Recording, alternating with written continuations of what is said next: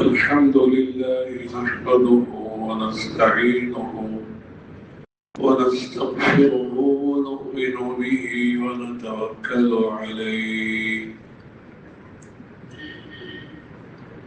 ونعوذ بالله من شرور أنفسنا ومن سيئات أعمالنا من يهده الله فلا مضل له ومن يضلل فلا هادي له ونشهد أن لا إله إلا الله وحده لا شريك له ونشهد أن سيدنا وشفيعنا وحبيبنا محمدا عبده ورسوله صلى الله عليه وعلى آله وأصحابه وبارك وسلم تسليما كثيرا كثيرا أما بعد فأعوذ بالله من الشيطان الرجيم ولقد آتينا لقمان الحكمة أن اشكر لله ومن يشكر فإنما يشكر لنفسه ومن كفر فإن الله غني حميد وإذ قال لقمان لابنه وهو يعظه يا بني لا تشرك بالله إن الشرك لظلم عظيم وقال النبي صلى الله عليه وسلم لا يؤمن أحدكم حتى يكون هواه تبعا لما جئت به وقال النبي صلى الله عليه وسلم من خاف أدلج ومن أدلج بلغ المنزل ألا إن سلعة الله غالية ألا إن سلعة الله الجنة أو كما قال رسول الله صلى الله عليه وسلم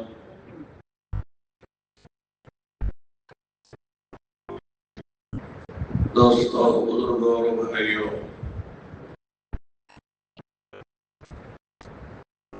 قرآن و حدیث میں ایک لفظ بکثرت آتا ہے،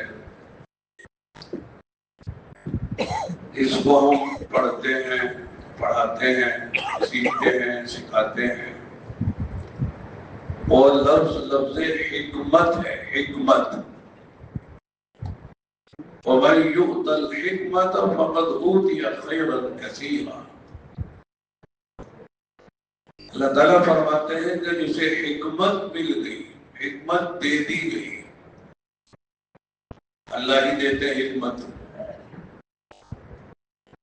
فرمایا کہ اسے خیر کثیر مل گئی، فقد اوتي خیرا کثیرا۔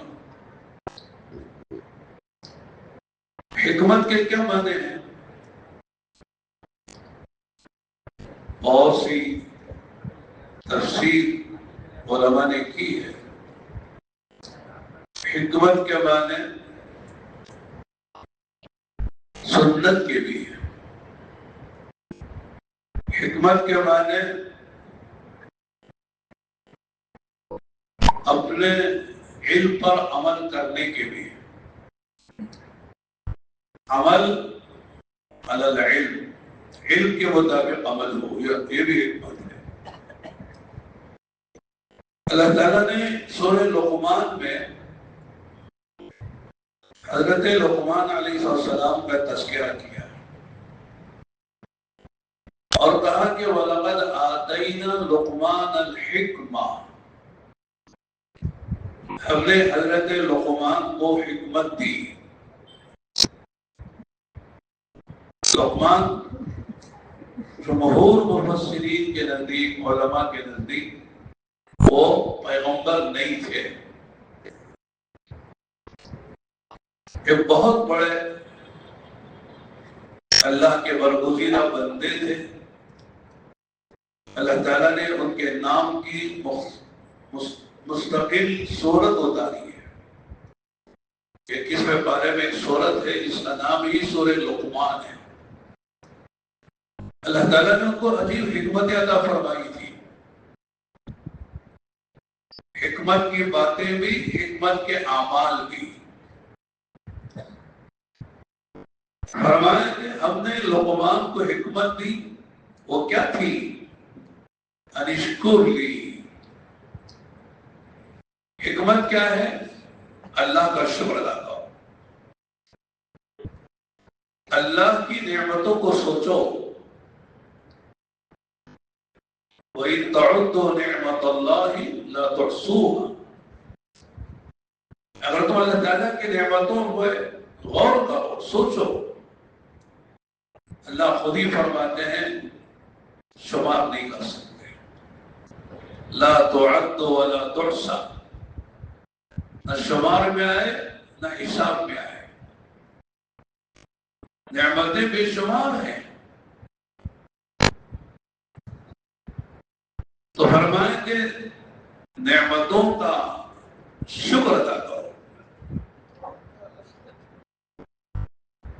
ایک اثر ہے حضرت صدیق اکبر رضی اللہ تعالیٰ عنہ کا. بڑے کام کی باتیں حضرت نے فرمائی ہیں،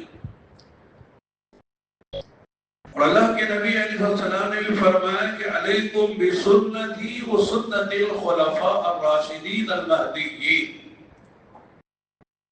کہ تم پر میری سنت بھی لازم ہے اور جو میرے خلفاء ہیں، خلفاء اربعہ حضرت صدیق اکبر، فاروق اعظم، عثمان غنی، علی مرتضی رضی اللہ تعالی عنہم اجمعین، یہ چاروں خلفاء فرمایا کہ علیکم بسنتی و سنتی الخلفاء الراشدین المہدیین، جو ہدایت یافتہ ہیں. ان کو اللہ تعالیٰ نے نبوت کے کام کی تکمیل کے لیے چنا تھا، اور قیامت تک آنے والے انسانوں کے لیے رہنمائی اور رہبری کے لیے اللہ نے منتخب فرمایا تھا. فرمایا کہ ان کی سنت پر بھی چلنا ضروری ہے. حضرت شاہ ولی اللہ محدث دہلوی رحمۃ اللہ علیہ جو مسند الہند ہے، حدیث کی ساری سندیں جا کر حضرت پر ختم ہوتی ہیں اور پھر وہاں سے آگے چلتی ہیں. وہ فرماتے ہیں کہ خلفاء راشدین یہ اللہ کے نبی علیہ السلام کی جو ختم نبوت کی ذمہ داری تھی اس کی تکمیل کے لیے اللہ نے چنا تھا. اس لیے آقا نے فرمایا علیکم بسنتی و سنت الخلفاء الراشدین المہدیین، کہ تم پر میری سنت اور میرے بعد جو خلفاء ہوں گے جو ہدایت یافتہ ہیں، منتخب ہیں، چنندہ ہیں، ان کی سنت بھی تم پر ضروری ہے. اسی لیے ہمارے ہاں اہل سنت والجماعت کے ہاں جیسے نبی کی سنت لازمی ہے، اس میں نجات ہے، اس طرح خاص طور سے خلفاء راشدین کی سنت وہ بھی لازم ہے. نبی کے فرمانے سے ان کے قضایا ہیں، ان کے آثار ہیں، ان کے اقوال ہیں، ان کے افعال ہیں، یہ سب حجت ہے. تو یہ بات طویل ہو جائے گی. تو حضرت کا ایک اثر ہے بہت قیمتی، اللہ کرے کہ وہ بات سمجھ میں آ جائے. ہمارے کام کی چیزیں ہیں، کام کرنے والوں کے لیے خاص طور سے فرماتے ہیں کہ ثمانیۃ اشیاء ہن زینہ لثمانیۃ اشیاء، 8 چیزوں کی زینت ہے. کتنی چیزیں؟ 8 کی زینت ہے. کیا مطلب ہے؟ 8 چیزوں کے ساتھ 8 چیزیں ملے گی تو اس کا نفع سامنے آئے گا. اس کا کمال، اس کا جمال، اس کا حسن، اس کی تکمیل، اس کا فائدہ، اس کا ثمرہ، اس کا پھل، جو بھی آپ کہہ رہے ہیں، وہ جب تک 8 کے ساتھ 8 چیزیں نہیں ملیں گی فائدہ نہیں ہوگا۔ اس میں فرمایا التذلل زینۃ المتعلم، بولو التذلل زینۃ المتعلم۔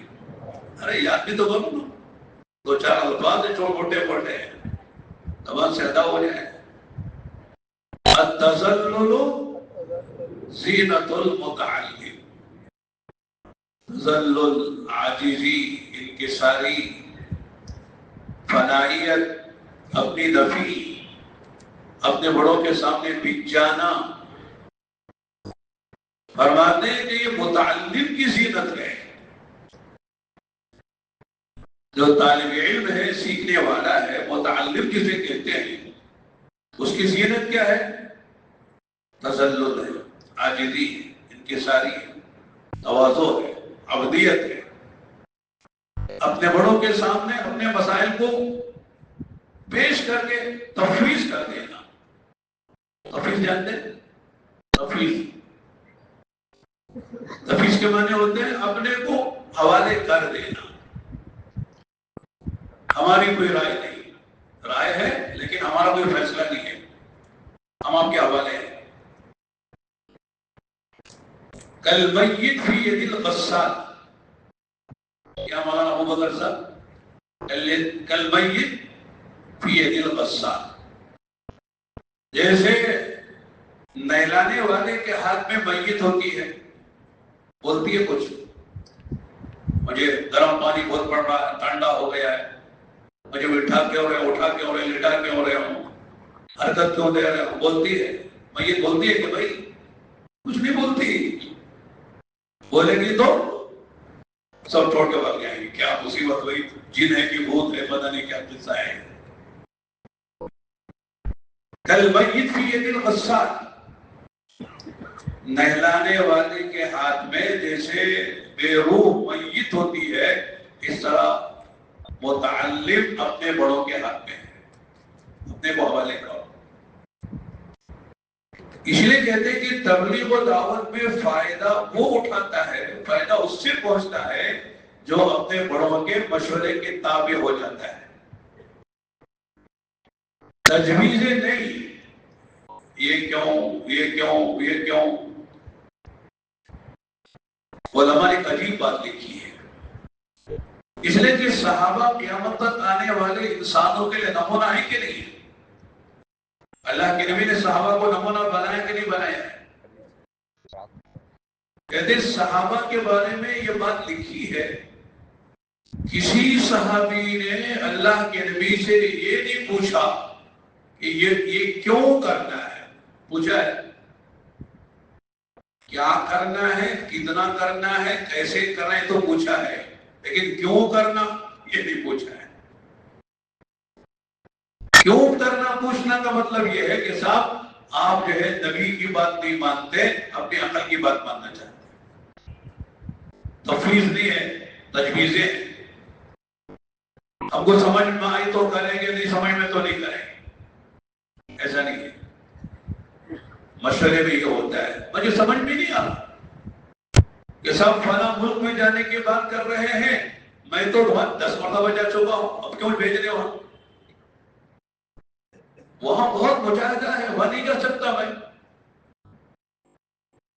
فلاں کے ساتھ مجھے بھیج رہے ہیں، اس کی میری بنتی نہیں ہے، مزاج ملتا نہیں ہے، مجھے مامور بنا کے بھیج رہے ہیں، میں امیر بننے کے لائق ہوں، پتہ نہیں کیا کیا ذہن میں بات آتی ہے، کچھ نہیں، کرو اپنے آپ کو حوالے، اللہ کام لیں گے۔ مشورہ دینے کی اجازت ہے، رائے دینے کی اجازت ہے، لیکن مشورے کو اپنے تابع نہیں کرنا، مشورے کے خود تابع ہونا، یہ بنیاد ہے ہماری۔ بہت سے لوگ مشورے کو اپنے تابع کرنا چاہتے ہیں، نہیں ہوتا ہے تو ناراض ہو جاتے ہیں، جناب یہ لوگ ہماری رائے کو لحاظ نہیں کرتے، ان کی بات ہماری باتیں نہیں مانتے، چلو ہم دوسرا کام کریں، ٹھیک ہے کر لیجیے۔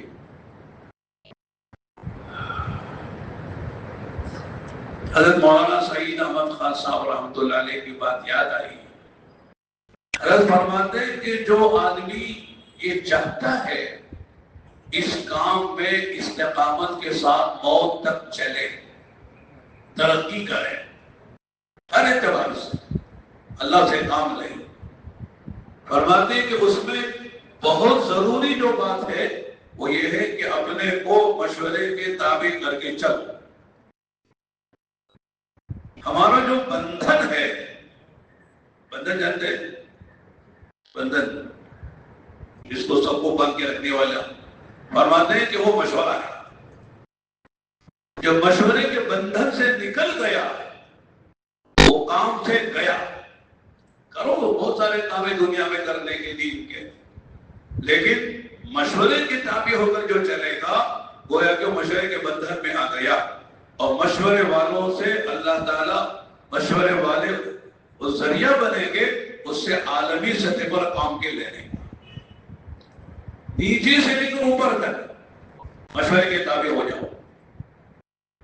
جو مشورے سے کٹ گیا، مشورے کو اپنے تابع کرنا چاہتا ہے، وہ اپنا نقصان کرتا ہے، اپنے پیروں میں کلاڑی مارتا ہے۔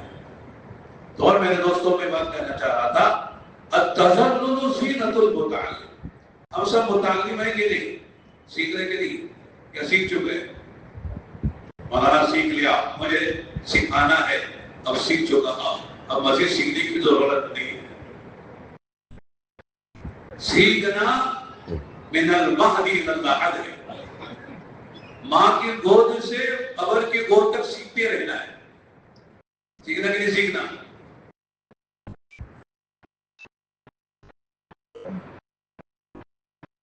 آدمی زندگی میں سیکھتا ہے، جذبہ، جیسے ابھی ہمارے ساتھی کہہ رہے ہیں کہ طلب جتنی ہوگی اللہ تعالیٰ اتنا دے گے، اور یہ طلب جو سیکھنے کی طلب ہے، سیکھنے کی بات ہے۔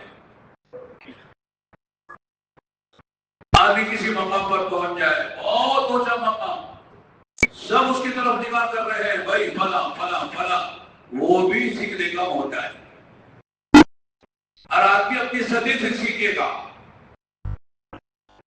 اور ہر آدمی کی بھائی اثر کا ہو، معلومات سے مجہولات زیادہ ہیں۔ سمجھ میں آ رہا؟ ہر آدمی کی معلومات کم ہے، مجہولات زیادہ ہے۔ کیا مطلب؟ جو باتیں ہم جانتے ہیں وہ تھوڑی ہیں، اور جو نہیں جانتے وہ زیادہ ہیں۔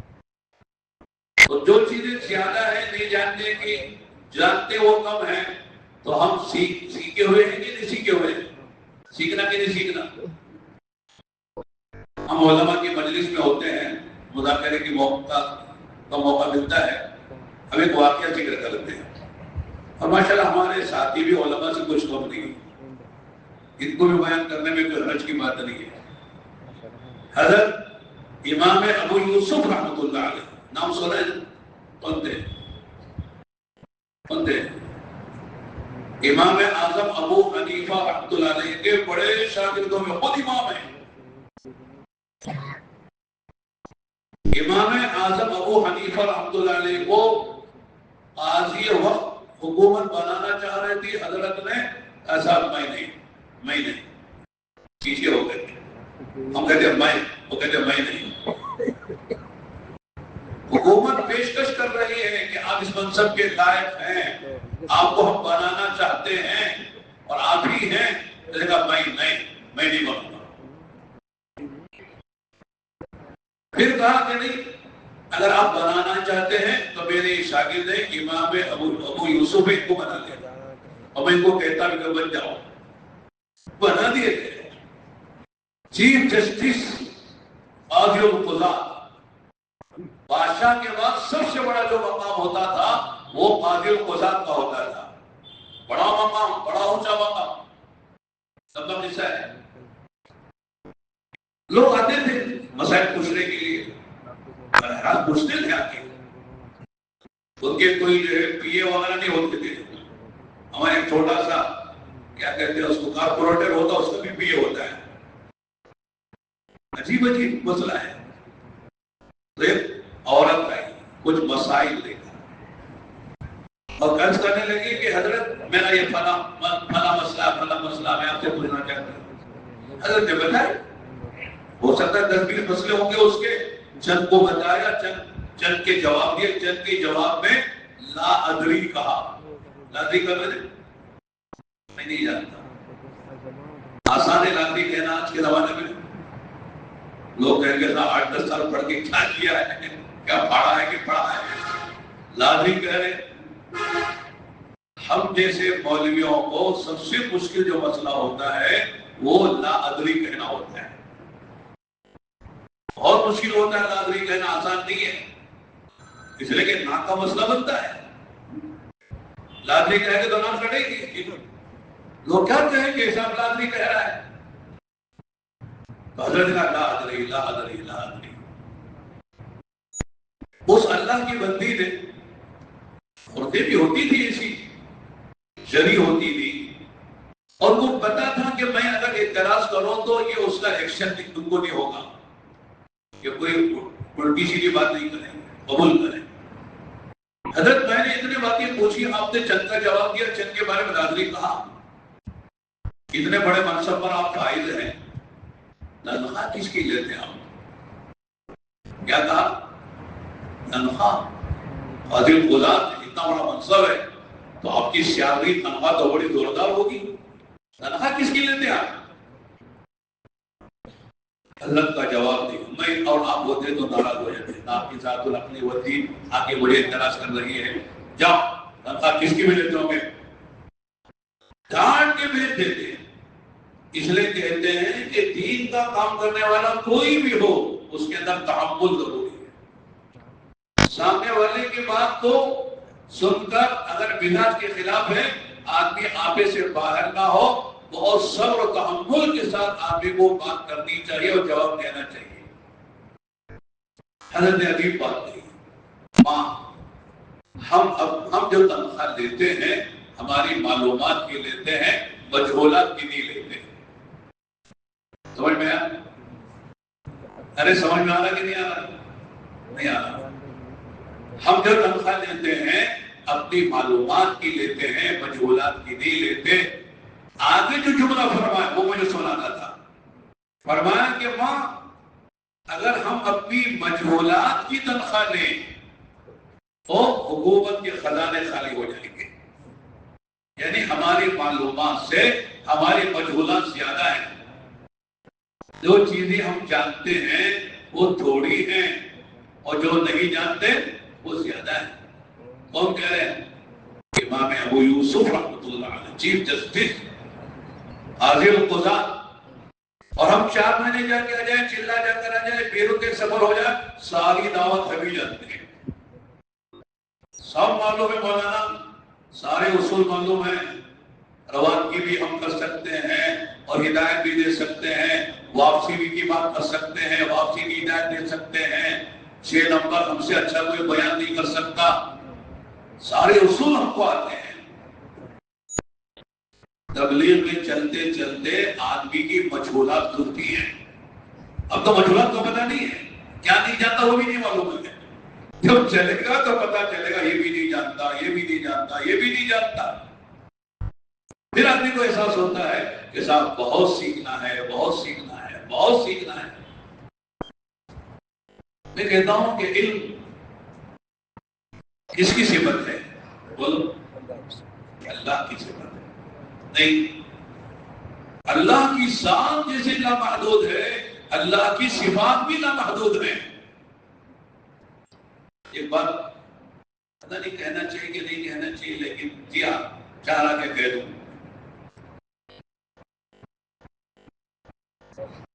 سارے انسان اور جنات کا علم اکٹھا کیا جائے اور وہ جمع ہو کر جہاں جا کے ختم ہو جاتا ہے، فرماتے ہیں وہاں سے ایک نبی کا علم شروع ہوتا ہے. سمجھ میں آنا؟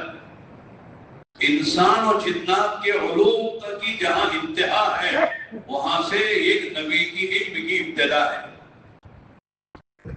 سمجھ میں آنا؟ اور جہاں سوالات نبیوں کا علم جا کے ختم ہو جاتا ہے وہاں سے ہمارے نبی کا علم شروع ہوتا ہے. اندازہ کتنا علم اللہ نے ہمارے نبی کو دیا ہے. آپ نے اس لیے فرمایا اوتیت علم الاولین والآخرین. اللہ پاک نے اولین و آخرین کا علم مجھے دیا ہے. سارے نبیوں کا علم اللہ نے ہمارے نبی کو دیا اور مزید دیا قرآن کی شکل میں. قرآن تو علم کا سمندر ہے. اللہ معاف فرمائے شکایت نہیں ہے حکایت ہے. قرآن سے ہمارا جو تعلق ہونا چاہیے وہ نہیں ہے. قرآن کا جو ادا ہونا چاہیے وہ نہیں ہو رہا ہے. ایمان لانے کے بعد کہتے ہیں قرآن کے چند حقوق ہے ہر مسلمان کا, ذکر کرو. نہیں, پہلا قرآن کا یہ ہے کہ روزانہ کم سے کم قرآن کی کچھ نہ کچھ تلاوت ہونی چاہیے. قرآن کیا کہتا ہے فَقْرَؤُوا مَا تَيَسَّرَ مِنَ الْقُرْآنِ. جتنا قرآن پڑھ سکتے ہو پڑھو.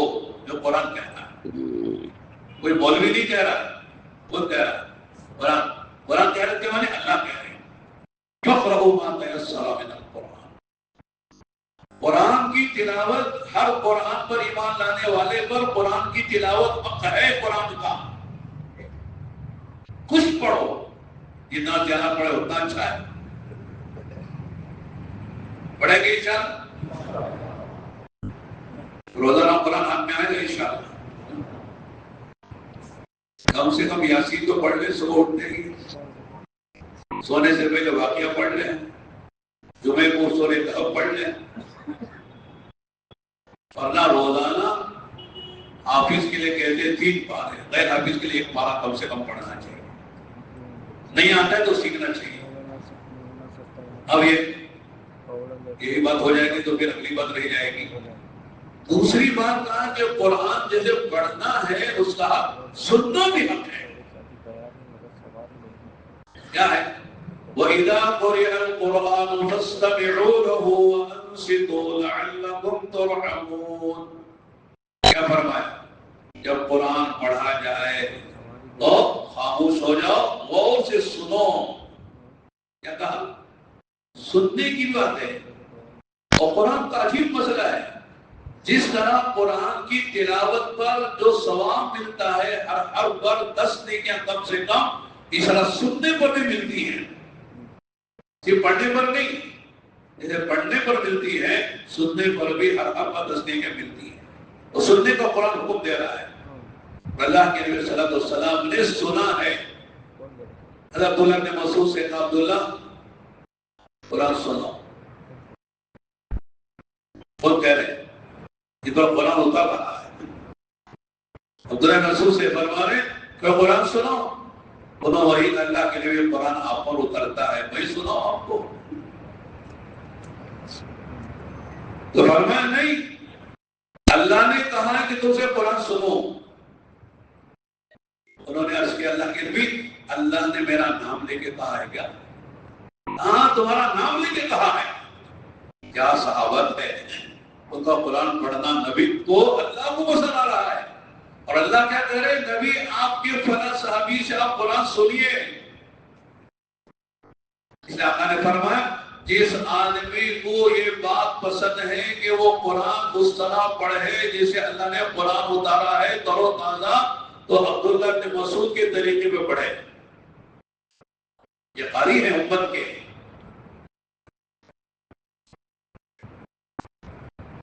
آپ نے ایک مرتبہ ابو موسیٰ اشعری سے فرمایا ابو موسیٰ اشعری میں اور عائشہ رات میں دعوت سے واپس آ رہے تھے تو تمہارے گھر سے گزرے تو تمہارے قرآن سننے کی آواز آئی, تو میں بھی اور عائشہ بھی رک گئی تمہارا قرآن سننے کے لیے. بہت کھڑے. ابو موسیٰ اشعری کا قرآن سننے کے لیے اللہ کے نبی رک گئے, عائشہ رک گئی, ابھی دیر قرآن سنتے رہے. اور صبح ہوئی تو کہا کہ ابو موسیٰ اشعری رات میں ہم دعوت میں گئے تھے، واپس سو رہے تھے، تمہارے گھر سے گزرے، تمہارے قرآن پڑھنے کی آواز کانوں میں پڑی، ہم کافی دیر رک کر تمہارا قرآن سنتے رہے۔ اور عجیب بات فرمائی، یا ابا موسیٰ عشری قد اوتیت مزمارا من مزامیر آل داود، آل داود کے نغموں میں سے ایک نغمہ تمہارے گلے میں فٹ کر دیا اللہ نے۔ جیسے داؤد علیہ السلام زبور پڑھتے تھے اور اڑنے والے پرندے رک جاتے تھے اور رکا ہوا پہاڑ بھی جھومتا تھا، فرماتے اس طرح کا نغمہ مزمار تمہارے گلے میں اللہ نے فٹ کر دیا ہے، اسی شاندار آواز سے تو قرآن پڑھتے ہو۔ ابو موسیٰ عشری کہنے لگے اللہ کے نبی اگر مجھے پتا چلتا آپ سن رہے ہیں اور اما جان حضرت عائشہ بھی سن رہے ہیں تو اور بھی مزے لے کے پڑھتا ہوں، اور بھی اچھے لہجے سے پڑھتا، مزے لے کے پڑھتا کہ آپ سن رہے ہیں۔ تو مانا کہ قرآن کا سننا بھی مطلوب ہے، کوئی قرآن پڑھے تو سنے، بھئی آپ پڑھو میں سنتا ہوں، میں پڑھتا ہوں تم سنو، تو پڑھنا قرآن کا حق ہے، سننا بھی قرآن کا حق ہے۔ اسی طرح فرمایا قرآن کا کوئی نہ کوئی حصہ سینے میں محفوظ ہونا یہ بھی قرآن کا حق ہے۔ یاد کرنا کہ نہیں کرنا؟ 10 صورتیں کافی ہے، 40 سال سے تبلیغ میں ہے، اتنا اتنا سے سارے ناس تک کی ہماری چند صورتیں یاد ہے، اس کے علاوہ آگے یاد کرنے کا مسئلہ ہی نہیں رہا ہے۔ 10 صورتیں یاد ہے نا، 10 صورتوں کے ہم تجوید سے پڑھ لیتے ہیں، قرآن جتنا زیادہ ہے۔ فرماتے ہیں کہ جس کی سینے میں قرآن نہیں ہے وہ جڑا ہوا سینہ ہے۔ ان الذی لیس فی جوفہ شیء من القرآن کالبیت الخرب، جس کے سینے میں قرآن کا کوئی حصہ نہیں ہے، فرماتے ہیں وہ ویران گھر کی طرح ہے۔ جس گھر میں قرآن نہیں پڑھا جاتا، جس گھر میں قرآن کے پڑھنے کا معمول نہیں ہے، فرماتے ہیں وہ گھر ویران ہے۔ لوگ کہتے ہیں مولانا گھر میں بہت بے برکتی ہو گئی ہے، کیا بولتے ہیں؟ بہت بے برکتی ہو گئی ہے، وہ کہتے ہیں کسی نے کچھ کرا دیا ہے، یہ بہت چل رہا ہے آج کل، گھر میں کاروبار نہیں چل رہا ہے، لڑائیاں ہو رہی ہیں میاں بیوی میں اور یہ بچوں میں، سب گڑبڑ چل رہی ہے، لگتا ہے کہ کسی نے کچھ کرا دیا ہے۔ کسی نے کچھ نہیں کرایا ہے، خود ہم نے کیا ہوا ہے۔ نہیں، اگر قرآن پڑھیں گے، نماز پڑھیں گے، تلاوت کریں گے، ذکر کریں گے، دعا کریں گے تو کون آئیں گے؟ فرشتے آئیں گے۔ نہیں، فرشتے تو رحمت آتی کہ نہیں آتی؟ جیسا ماحول بنائیں گے ویسا گھر میں ماحول بنے گا۔ اگر قرآن کی تلاوت کا ماحول ہے، دعاؤں کا ماحول ہے، نمازوں کا ماحول ہے تو کون آئیں گے؟ بولو، کون آئیں گے؟ فرشتے آئیں گے۔ فرشتے آئیں تو کیا آئے گا؟ رحمت آئے گی کہ نہیں آئے گی؟ اور اگر گھر میں جو ہے ٹی وی چل رہی ہے، گانے چل رہے ہیں، نمازیں چھوڑی جا رہی ہے، گھر میں ماحول دین کا نہیں ہے تو کون آئیں گے؟ کون آئیں گے؟ شیاطین آئیں گے۔ تو شیاطین آئیں تو رحمت لے کر آتے ہیں۔ تو ہم نے گھر کا ماحول بگاڑا ہوا ہے۔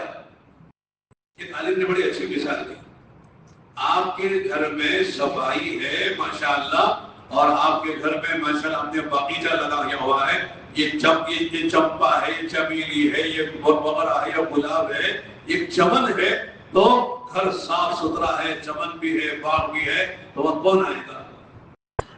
بلبل آئے گی، تتلیاں آئیں گی، جگنو آئیں گے، اس لیے کہ گھر پاک صاف ہے۔ لیکن گھر میں گندگی ہے اور گھر میں جو ہے صفائی نہیں ہے، یہاں کچرا پڑا ہوا بدبو آ رہی ہے تو کون آتے ہیں؟ مینڈک آئے گی، چپکلی آئے گی، مچھر آئے گی۔ اس لیے کہ ماحول ہم نے مچھروں کو بنایا ہوا ہے، چپکلی کو بنایا، مینڈک کا ماحول بنایا ہوا ہے، تو وہ چیز آئے گی۔ اب آپ کی شکایت کرا مینڈک آ گئے، مچھر آ گئے، بھائی وہ کیوں آئے؟ ہم نے ماحول ایسا بنایا ہوا ہے۔ فرمایا کہ اگر اعمال کا، دین کا، تلاوت کا، نمازوں کا ماحول بنائیں گے، اللہ کے فرشتے آئیں گے، رحمتیں لے کر آئیں گے، گھر میں برکت ہوگی، گھر میں محبت ہوگی۔ اگر گھر کا ماحول ہم نے اعمال کا نہیں بنایا، تلاوت کے نہیں بنایا، نمازوں کا نہیں بنایا، تو گھر میں کون آئے گا؟ کون آئے گا بھائی؟ موقع کے لوگ جاتے ہیں کہ حضرت کسی نے کچھ کہا، اور اسے چاہیے بھی یہی کہ صاحب یہ ماشاءاللہ پارٹی آ گئی ہے، موٹی پارٹی ایسا بھی لہذا کہہ دینا کہ ہاں آپ پر کوئی بڑا اثر ہوا ہے، بہت پرانا ہے، اس کو نکالنے میں دیر لگے گی، اس کے لیے اتنے پیسے لگے گے، فلاں فلاں چیز سے چیزیں چاہیے، اتنا زعفران چاہیے، اتنا عطر چاہیے، اور فلاں چیز فلاں چاہیے۔ تو اور میرے دوست بولے تو یہ بات ادھر ادھر ہو گئی، تو میں کہہ رہا تھا کہ قرآن کا یاد کرنا بھی قرآن کا حق ہے۔ نماز میں قرآن گر کے پڑھتے ہیں کہ دبانے پڑھتے ہیں؟ ہر نماز میں مسنون جو قرأت ہے، مسنون قرأت، اللہ کے نبی فجر میں کیا پڑھتے تھے، ظہر میں کیا پڑھتے تھے، عصر میں کیا پڑھتے تھے، مغرب میں کیا پڑھتے تھے، کیا ہے نا مسنون قرأت۔ تو فرمایا کہ کم سے کم ہر مسلمان کو اپنی نماز میں اگر مسنون قرأت کرنے کا موقع ہے تو وہ مسنون قرأت کر سکے۔ یہ کب کرے گا؟ جب اسے یاد ہوگا۔ یاد ہی نہیں تو مسنون قرأت کیا کرے گا؟ نماز کیا پڑھائے گا وہ؟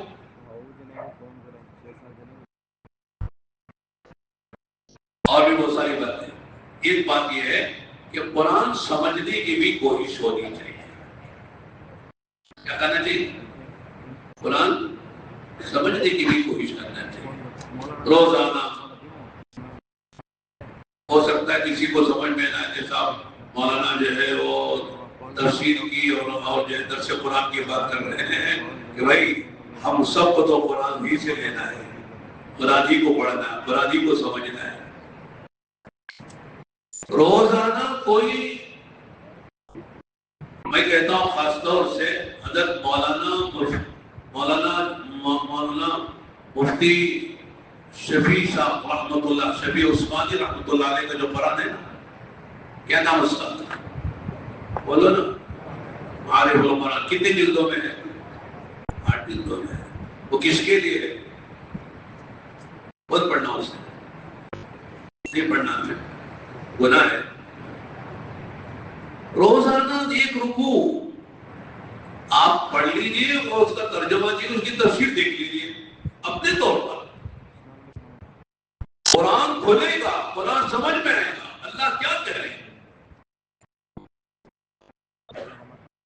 80% جگہ قرآن میں اللہ نے ہم سے خطاب کیا ہے، یا ایھا الذین آمنو، کیا بولا ہے؟ ایمان والو۔ کون؟ ہمیشہ ہے، ہم سے خدا کہہ رہے ہیں۔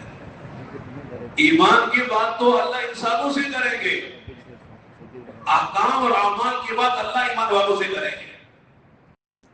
احکام اور اعمال کی بات کس سے؟ ایمان والوں سے۔ ایمان کی بات عام انسانوں سے کریں گے۔ اللہ 87 جگہ، کتنی جگہ گن لینا، اور گن کے کم ضرورت ہو تو بتا دینا۔ یا ایھا الذین آمنو، کون؟ میں اور آپ، سارے عالم کے انسان مسلمان کہہ رہے یہ کرو یہ نہ کرو، یہ کرو یہ نہ کرو، میں مجھ سے راضی ہوتے سے ناراض ہوتا ہوں۔ قرآن کہہ رہے اللہ تعالیٰ کہیں یہ جگہ کر لی یا ایھا الذین آمنو سمجھا ہے ہم نے؟ سمجھا ہے؟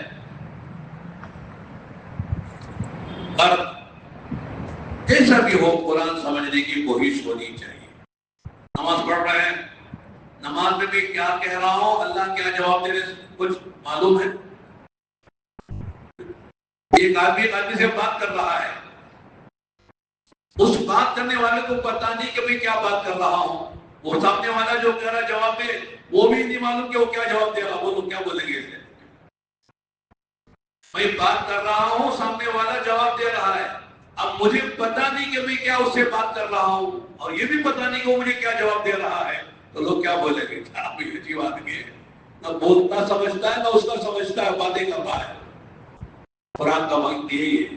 اللہ قرآن میں کہتے ہیں یا الحمدللہ رب العالمین، بندہ جب کہتا ہے الحمدللہ رب العالمین، اللہ کہتے ہیں حمیدنی عبدی، میرے بندے نے میری حمد کی، الرحمن الرحیم اثنى علی عبدی، مالک یوم الدین مجدنی عبدی، میں اللہ کی تعریف کر رہا ہوں، اللہ تعالیٰ جو ہے مجھے، اللہ تعالیٰ جواب دے رہے ہیں، نہ مجھے جو کہہ رہا مجھے پتا ہے اور نہ اللہ جو جواب دے رہے اس کا بھی پتہ نہیں، اور نماز چل رہی 60-70 سال سے، اور نہ سمجھنے کا احساس بھی نہیں ہے۔ چلو آگے جو اہم باتیں جو میں کہنا چاہ رہا تھا وہ ہے کہ قرآن کے حق میں سے ایک بڑا حق یہ ہے کہ قرآن کریم جہاں ہماری بات پر، ہمارے کام پر، ہمارے فعل پر وہ بریک لگائے وہاں رک جانا چاہیے۔ بریک سمجھ میں آتی؟ تیز گاڑی جا رہی ہے، اچانک سگنل آ گیا تو جائیں گے، کیا کریں گے؟ گاڑی جتنی اچھی ہو، ڈرائیور جتنا اچھا ماشاءاللہ ماہر ہو، جہاں لیٹ آ جائے گی سگنل اور بریک پہ پیر چلا جائے، رک جائے۔ اگر بریک پہ نہیں جائے تو کیا ہوگا؟ بولو، ایکسیڈنٹ ہو جائے گا، ٹکر ہوگی، خود کو بھی نقصان ہوگا، دوسروں کو نقصان پہنچائے گا۔ امام بخاری رحمۃ اللہ علیہ نے قرآن کے حق میں ایک بات یہ بھی لکھی ہے کہ الوقوف عند کتاب اللہ، اللہ کی کتاب کے پاس رک جانا، یعنی اللہ کی کتاب جہاں روکے وہاں رک جاؤ، آگے نہ بڑھو، یہ قرآن کا حق ہے۔ حضرت عمر رضی اللہ تعالیٰ عنہ کے جو امتیازات و خصوصیات ہیں ان میں ایک خصوصیت ان کی یہ تھی کہ اگر کوئی بات کہتے تھے یا کوئی کام کرتے تھے، اگر کسی نے قرآن کی آیت پڑھ دی تو سب رک جاتے تھے۔ یہ بارش اور آگ تو دور کی بات ہے، ایک اینچ آگے نہیں بڑھتے تھے، رک گئے، ارے قرآن پہ آ گیا، میری بات قرآن کے خلاف ہے، رک گئے، کوئی بات نہیں۔ ایک واقعہ سناتا ہوں، بخاری کی بات ہے۔ ایک صحابی ہے حر بن قیس فزاری، کیا نام؟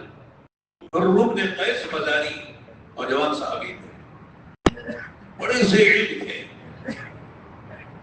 اور حضرت عمر کے ہاں ان کا بڑا مقام تھا، اس لیے کہ علم والے ہوں اور جو ہے سعادت مند ہو، نیک ہو، تو ان کو اللہ تعالیٰ مقام دیتے ہیں اللہ والوں کے پاس۔ تو حضرت عمر کو آگے بٹھاتے تھے اور ان سے کچھ مسئلے بھی پوچھ لیتے تھے، باتیں بھی پوچھ لیتے تھے، تو بڑا ان کا احترام تھا، بڑا خیال رکھتے تھے۔ ان کے ایک چچا ہے جن کا نام ہے عیینہ ابن حصن فزاری، کیا نام بولو؟ عیینہ ابن حصن فزاری، وہ ذرا موٹے آدمی، ہمارے بولتے ہیں نا موٹے آدمی، موٹے دماغ کے، دیہات وہاں میں رہتے ہوں گے۔ وہ آئے تو دیکھا صاحب بھتیجے کا بڑا اکرام ہے حضرت عمر رضی اللہ کے پاس، ماشاءاللہ حضرت عمر بڑا خیال رکھتے ہیں اور بڑی ان کو جو ہے عزت دیتے ہیں، آگے بڑھاتے ہیں۔ بیٹا بڑی خوشی ہوئی بھتیجے کہ حضرت عمر کے یہاں تمہارا بڑا مقام ہے، بولتے نا کیا وہی تمہارا حضرت جی کے یہاں بڑا مقام ہے نا، حضرت جی وہ چاہتے ہیں تو کو آگے بڑھاتے ہیں، پوچھتے رہتے ہیں کیا قصہ ہے، میرا کام ہے کر دیتے حضرت جی کے پاس۔ میں کہا کہ میرا حضرت عمر سے ایک کام ہے، ایک خصوصی بات کرنا چاہتا ہوں حضرت عمر سے، وہ ایک ٹائم لے کے دینا۔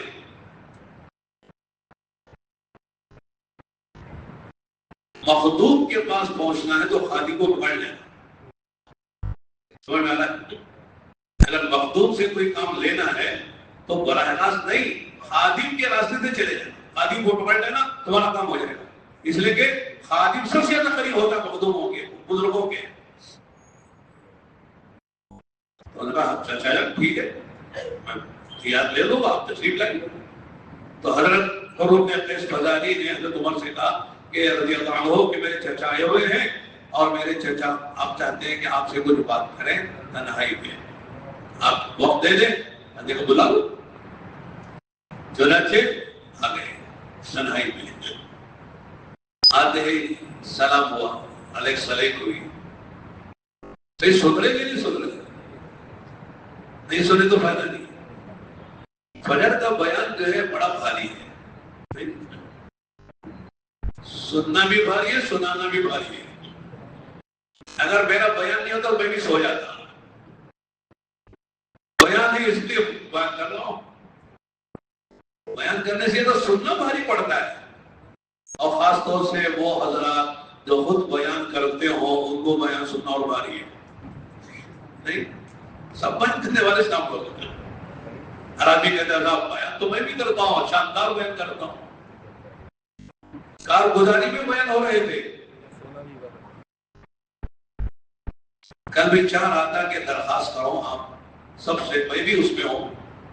کارگزاری میں جو امور مشورے سے طے ہوئے ہیں انہی امور پر آدمی کو اپنی کارگزاری سنانی ہے. نہیں،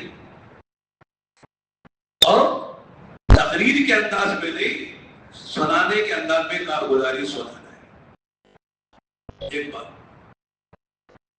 دوسری اس میں کیا ہے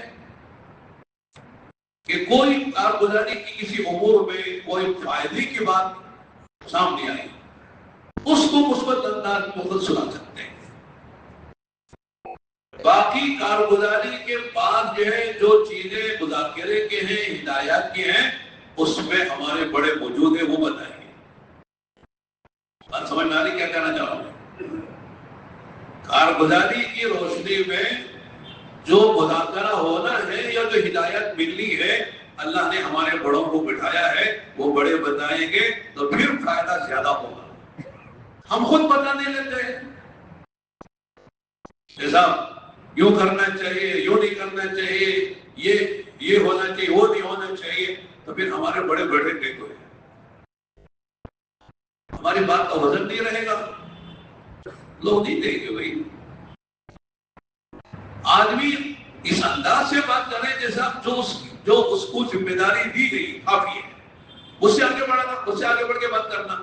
اس سے آدمی کا ٹائم بھی بیکار ہوتا ہے اور جو ہے وہ جو کہنے کی بات ہے وہ رہ جاتی ہے. کیا کہہ رہا تھا میں؟ ہاں، حضرت عمر کے پاس گئے اور جا کے سلام کیا، اور سلام کے بعد اٹھتے ہی یوں کہا، عمر تم ہمارے ساتھ انصاف نہیں کرتے ہو، بیت المال سے جو ہمارا حق بنتا ہے وہ دیتے نہیں ہو. حضرت عمر سے بڑھ کر کون کرے گا فیصلہ؟ حضرت عمر تو عجیب حال تھا. ایک واقعہ یاد آیا. حضرت عمر جا رہے تھے راستے میں، راتوں میں گشت کرتے تھے. جو ایک بات ہے، ایک ہوتا ہے تفقد مطلوب ہے، ایک ہوتا ہے تجسس ممنوع ہے. تجسس کی کیا معنی ہے؟ کون کیا کر رہا ہے، کون کی گناہ میں ہے، کس کی کیا خامی ہے، کس کی کیا کمی ہے، یہ تلاش کرنا، یہ تجسس کہلاتا ہے. قرآن نے اس کو منع کیا ہے. تجسس حرام ہے. لوگوں کی کمی کوتاہی عیب دیکھنا یہ منع ہے. تفقد کے معنی کون بھائی کس مصیبت میں ہے، کون بیمار ہے، کون بھوکا ہے، کون پریشان ہے، کس کا کیا مسئلہ ہے، اس کو ہم اس کے کیا کام آ سکتے ہیں، اس کی کیا ضرورت پوری کر سکتے ہیں. بیمار ہے اس کا علاج کرا دیں گے، بھوکا کھانا کھلا دیں گے، پریشان ہے اس کی پریشانی دور کر دیں گے. یہ تفقد ہے، یہ مطلوب ہے، ہونا چاہیے. تو حضرت عمر راتوں میں تفقد کے لیے چلتے تھے. کہتے ہیں گھر سے ایک بچے کی رونے کی آواز سن رہے جس سامنے. تو حضرت نے سوچا کہ کوئی مسئلہ ہوگا، بچے روتے رہتے ہیں، آگے گزرتے ہیں. پھر وہاں سے دوبارہ گزرے تو پھر بھی بچہ رو رہا ہے. تشویش ہوئی، تھوڑی دیر پہلے بھی رو رہا تھا، ابھی بچہ رو رہا ہے، مسلسل رو رہا ہے. پھر گزر گئے، رو رہا ہوگا کسی وجہ سے. پھر آگے بڑھ کر کافی دیر کے بعد دوبارہ تو پھر بھی بچہ رو رہا ہے. ہم ہوتے تو رونے دو یار، ہمارا بچہ تھوڑی ہے. ہمارے حاجی عبدالرزاق صاحب فرمایا کرتے تھے کہ صاحب اپنا بچہ روتا ہے تو دل میں درد ہوتا ہے، اور دوسرے کا بچہ رونا سر میں درد ہوتا ہے. کسی کو بچہ روئے تو روئے، ہمارا کیا مطلب اس سے، کیا مطلب ہے؟ تمہارا رک گئے، اتنی دیر سے بچہ برابر رو رہا ہے، کوئی وجہ ہوگی. جا کے دستک دی، اندر سے ایک آدمی نکلے، باہر آئے، یہ بچہ کیوں رو رہا ہے؟ وہ دیر سے دیکھ رہا ہوں میں بچہ رو رہا ہے. کہ ماں دودھ نہیں پلا رہی اس لیے ہو رہا ہے. پوچھا کتنے سال کا ہے؟ 1 سال کا ہے. 2 سال 2.5 سال تک دودھ پلاتے ہیں. تو 1 سال میں کیا ماں کے پاس دودھ نہیں ہے؟ پھر کیوں نہیں پلا رہی؟ وجہ یہ ہے کہ حضرت عمر پہچانتے ہیں کہ آپ جو ہے وہ بچوں کا وظیفہ دیتے ہیں، لیکن شرط یہ ہے کہ بچہ ماں کا دودھ چھوڑ دے اور بچہ روٹی وغیرہ کھانے لگے، تب جا کر وظیفہ بیت المال سے طے ہوتا ہے. تو یہ ماں جو ہے چاہ رہی کہ بچے کا دودھ جلدی سے بچے کا دودھ چھوڑا دو 1 سال کے اندر، تاکہ بچے کا وظیفہ مل جائے. وظیفہ ملے. تمہارے کے پاس لے جاؤں گی اور کہوں گی بچہ دیکھیے روٹی کھا رہے، دودھ کی ضرورت نہیں ہے، اس کا وظیفہ مقرر کر دیجیے. تمہارا پریشان ہو گئے. اس کو کہتے ہیں اللہ کا ڈر. اللہ کے لیے کام کرنے والے یہ لوگ ہیں ہمارے اسلاف. اپنے جو ساتھ میں ساتھی تھے کہتے ان سے یوں فرمایا، لوگوں یا اپنے آپ سے خطاب کر کے کہا کہ عمر تم نے اس طرح کتنے بچوں کو رلایا ہوگا، کتنے بچے کو ماؤں نے اتنا دودھ چھڑانے کے لیے وقت سے پہلے وظیفہ لینے کے لیے بچوں کو دودھ چھڑا کے رلایا ہوگا. اللہ کے ہاں کیا جواب دو گے؟ پھر اسے کہا کہ کل آ جانا ہمارے پاس. پھر بولا کہ اپنا قانون بدل دیا، کہا کہ اب وظیفہ بچوں کو ملے گا دودھ چھوڑنے کے بعد نہیں، بلکہ بچہ پیدا ہوتے ہی بچے کا وظیفہ مل جائے. یہ ہے اللہ سے ڈرنے والے، اللہ کے لیے کام کرنے والے. ایک اور واقعہ لکھا ہے، اگر جا رہے تھے تو دیکھا کہ صاحب ایک بوڑھا آدمی ہے، وہ بھیک مانگ رہا ہے. حضرت عمر رضی اللہ عنہ نے ایسا نظام بنا دیا تھا اپنی مملکت میں، کسی کو مانگنے کی ضرورت نہیں تھی، بھیک مانگنے کی ضرورت نہیں. ہمارے یہاں تو بھیک مانگنا ایک کام، بلکہ وہ بھی ایک جو ہے کیا کہتے ہیں جاب ہے، بھیک مانگنا بھی ایک جاب ہے. نہیں کیا بے شک. یعنی باقاعدہ ہم نے سنا ہے جب کوئی جو ہے آدمی اپنی لڑکی کا نکاح کسی لڑکے سے کرتا ہے تو کہتا کہ صاحب آپ کو ہم جو ہے ہمارے یہاں بھیک مانگنے کی جگہ ہے وہ آپ کے حوالے کر دیں. گویا کہ یہ کیا کہتے ہیں یہ جائیداد آپ کو دی جا رہی ہے، یہاں زیادہ بھیک ملتی ہے ہم وہاں چھوڑ دیتے ہیں، آپ وہاں بھیک مانگ لینا. وہاں قاعدہ سگنلوں پر آپ دیکھتے ہو اچھے خاصے لوگ بھیک مانگتے نظر آتے ہیں. تو اس آدمی کو دیکھا بھیک مانگتے ہوئے، حضرت نے بولا کون ہو؟ میں یہودی. بھیک کیوں مانگ رہے ہو؟ بیت المال سے وظیفہ جو ملتا ہے تمہارے لیے کافی نہیں؟ کافی ہے، ضرورت پوری نہیں ہوتی کیا ہو جاتی ہے؟ بھیک کیوں مانگ رہے ہو؟ اس نے عجیب جواب دیا، امیر المومنین مسئلہ یہ ہے کہ جو مجھے بیت المال سے وظیفہ ملتا ہے اس پر میری ضرورت تو پوری ہو جاتی ہے، کوئی ضرورت اٹکتی نہیں ہے، میری ہر حاجت پوری ہوتی ہے. لیکن سالانہ مجھے ایک رقم جو ہے وہ بیت المال میں جمع کرنی ہوتی ہے. کیا کہتے ہیں اس کو؟ جزیہ. غیر مسلموں کو اسلامی حکومت میں ایک جزیے کی معمولی رقم دینی پڑتی ہے.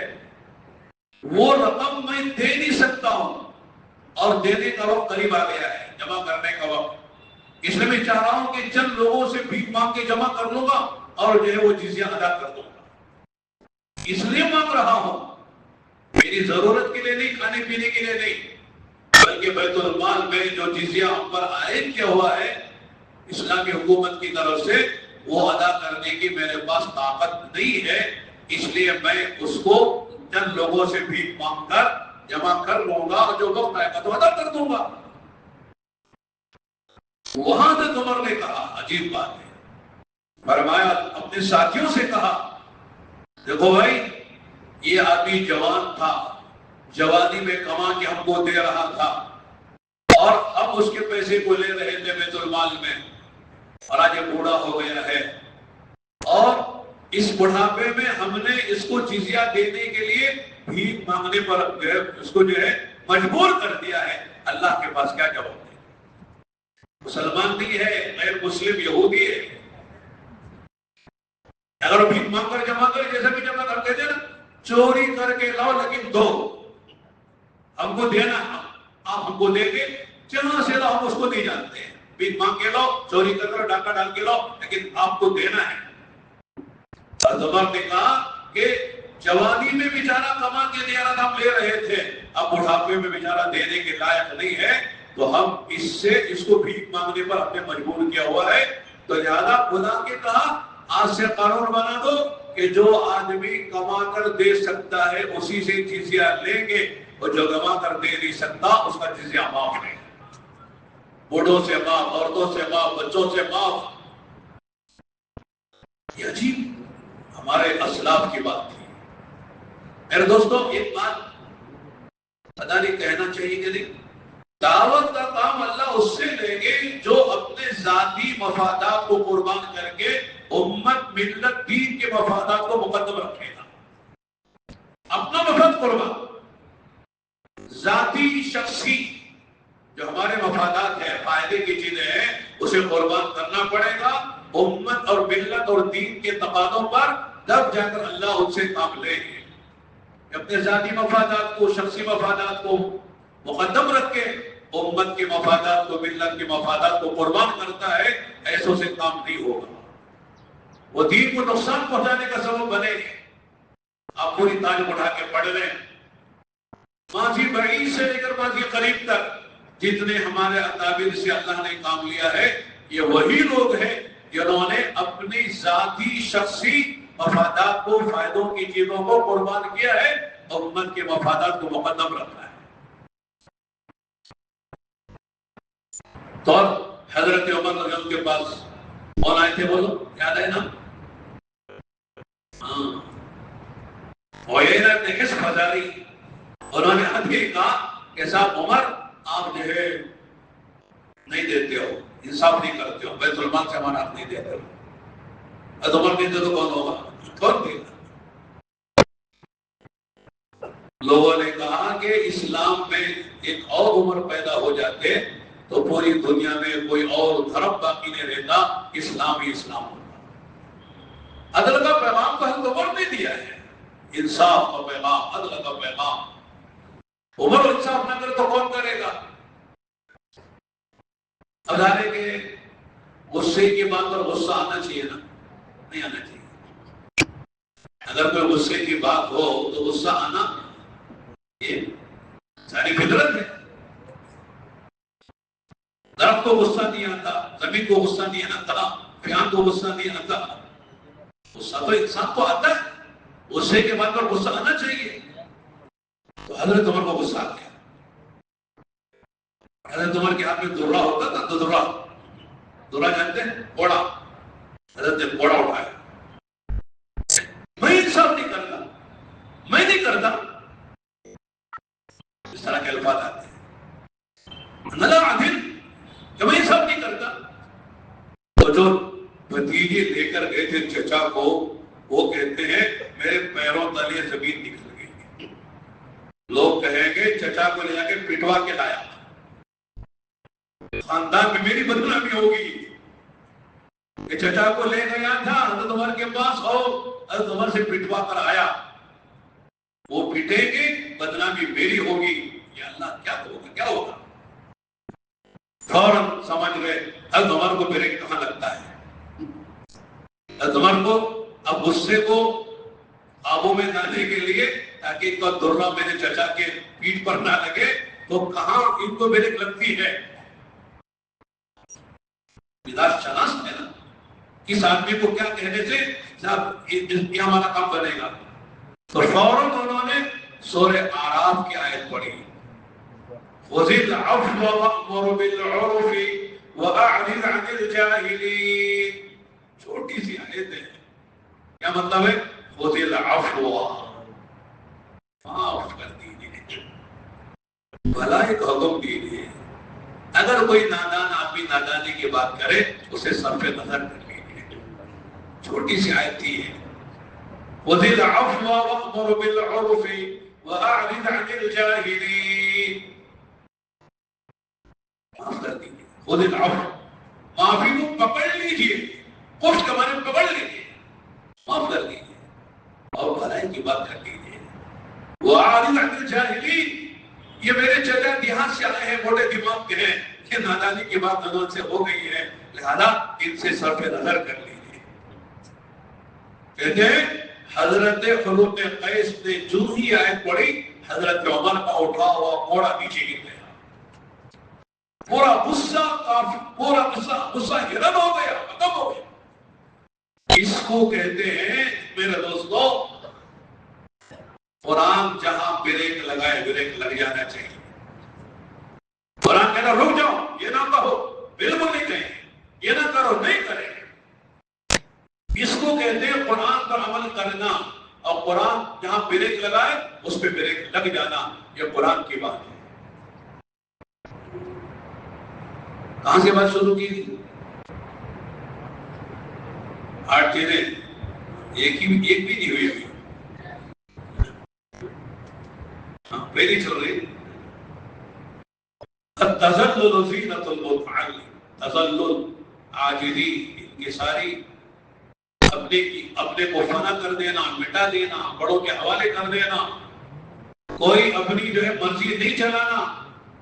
فرماتے اسی سے آدمی بنتا ہے. اگر آدمی اپنی چلاتا ہے پھر بڑوں کا اعتماد نہیں ملے گا. عجیب بات میں نے دیکھی ہے کہ اعتماد حاصل کرنے کے لیے اپنے بڑوں کا بڑے پاپڑ بیلنے پڑتے ہیں. کیا کر پڑتے ہیں؟ پاپڑ بیلنا سمجھ میں آتا ہے؟ پاپڑ بیلنے پڑتے ہیں بڑوں کا اعتماد لینے کے لیے, اور اعتماد کھونے کے لیے منٹوں سیکنڈوں میں کھو جاتا ہے. اعتماد کھونا آسانی سے کھو جاتا ہے, لینے کے لیے بہت آدمی کو مجاہدے کرنے پڑتے ہیں. اور سب سے بڑی بات یہ کہ آدمی جو ہے اپنے بڑوں کی منشا پر چلے. منشا کیا چاہیے, کیا چاہتے ہیں, ان کی کیا منشا ہے. واقعات یاد آ گیا, آج سنا تو. حضرت عبداللہ بن عباس کو کوئی نہیں جانتا کیا مقام تھا. اللہ کے نبی کی وفات کے وقت 2 باتیں ہیں, 15 سال عمر تھی یا 13 سال عمر تھی. اللہ کے نبی دنیا سے پردہ فرما. ان کا بڑا حلقہ لگتا تھا. تفسیر والے آتے تھے, حدیث والے آتے تھے, فقہ والے آتے تھے, شعر شاعری والے آتے تھے, ادب والے آتے تھے. بڑا مجمع خاص طور سے حج کے دنوں میں.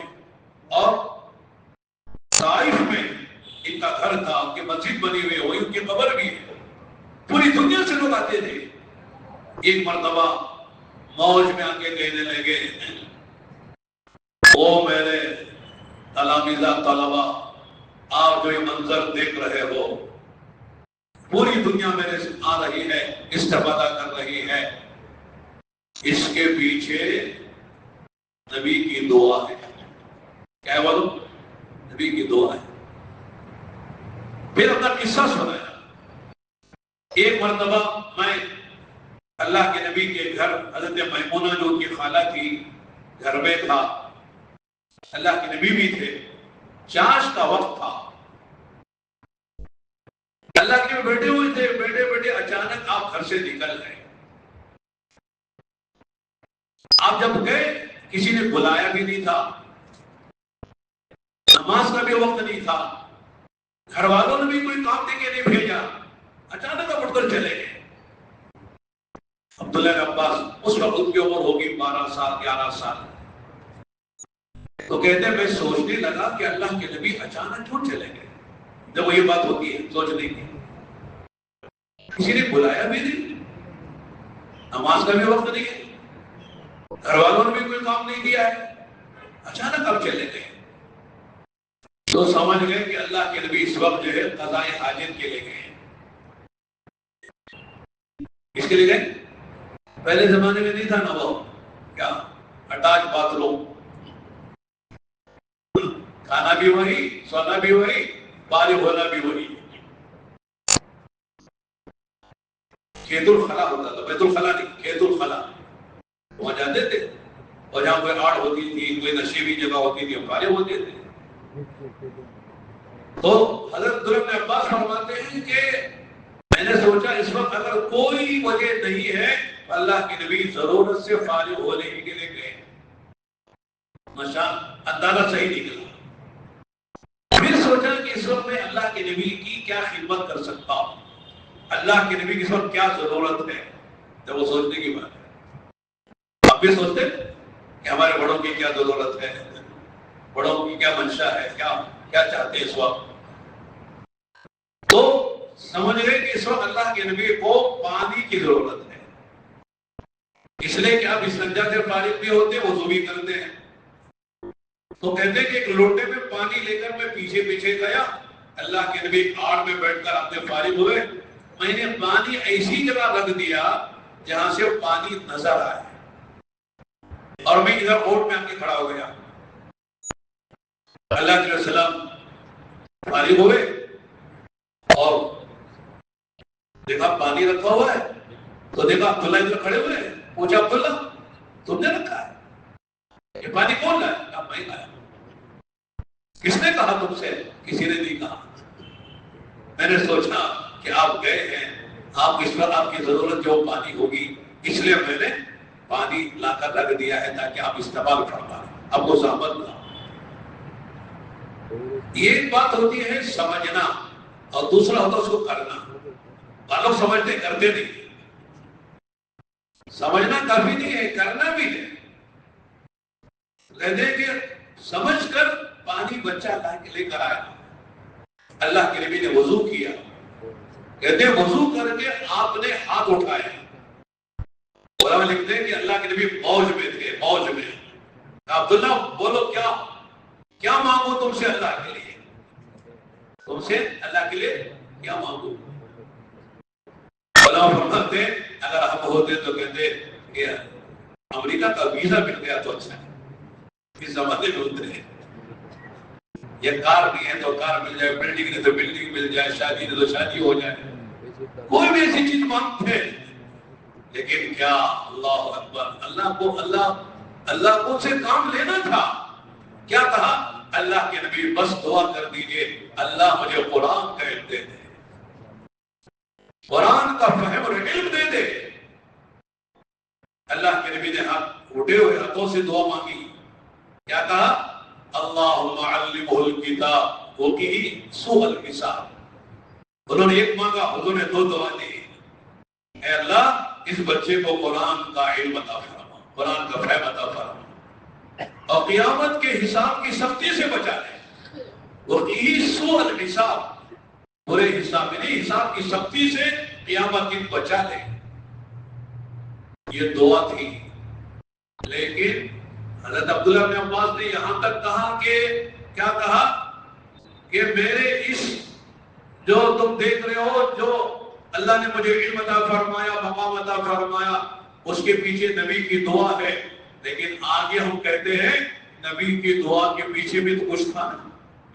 دعا یوں مل گئی تھی، دعا یوں نہیں ملتی ہے. لوگ کہتے ہیں نا دعا میں یاد رکھنا، آگے کہتے ہیں خاص دعا میں یاد رکھنا.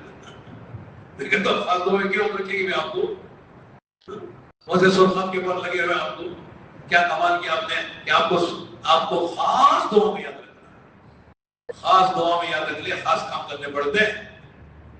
ایسی دعا تھوڑی مل جاتی ہے. عبداللہ بن عباس کو جو مقام ملا تھا دعا سے، اور دعا جو ملی تھی وہ خدمت اور ادب سے ملی. فہم تھا، بڑوں کی منشا سمجھو، اس وقت یہ کیا چاہتے ہیں، یہ کیا کہنا چاہتے ہیں. آدمی اس کو سمجھ کے کرے تو اللہ والوں کی دعائیں ملتی ہے. خدمت بھی ہے، ادب بھی ہے، تعظیم بھی ہے، احترام بھی ہے. بڑوں کے سامنے منہ کھولنا بھی بے ادبی سمجھی جاتی ہے. اللہ کے نبی کوئی بات پوچھتے تھے صحابہ سے، صحابہ جانتے تھے لیکن اللہ اور رسول، اللہ اس کا رسول بہتر جانتا ہے. تاکہ نبی بتاتے تو بات پکی ہوگی نا. میں بتاؤ غلطی بھی ہو سکتی ہے، صحیح بھی ہو سکتی ہے، اس کی کوئی وزن بھی نہیں ہو سکتا ہے.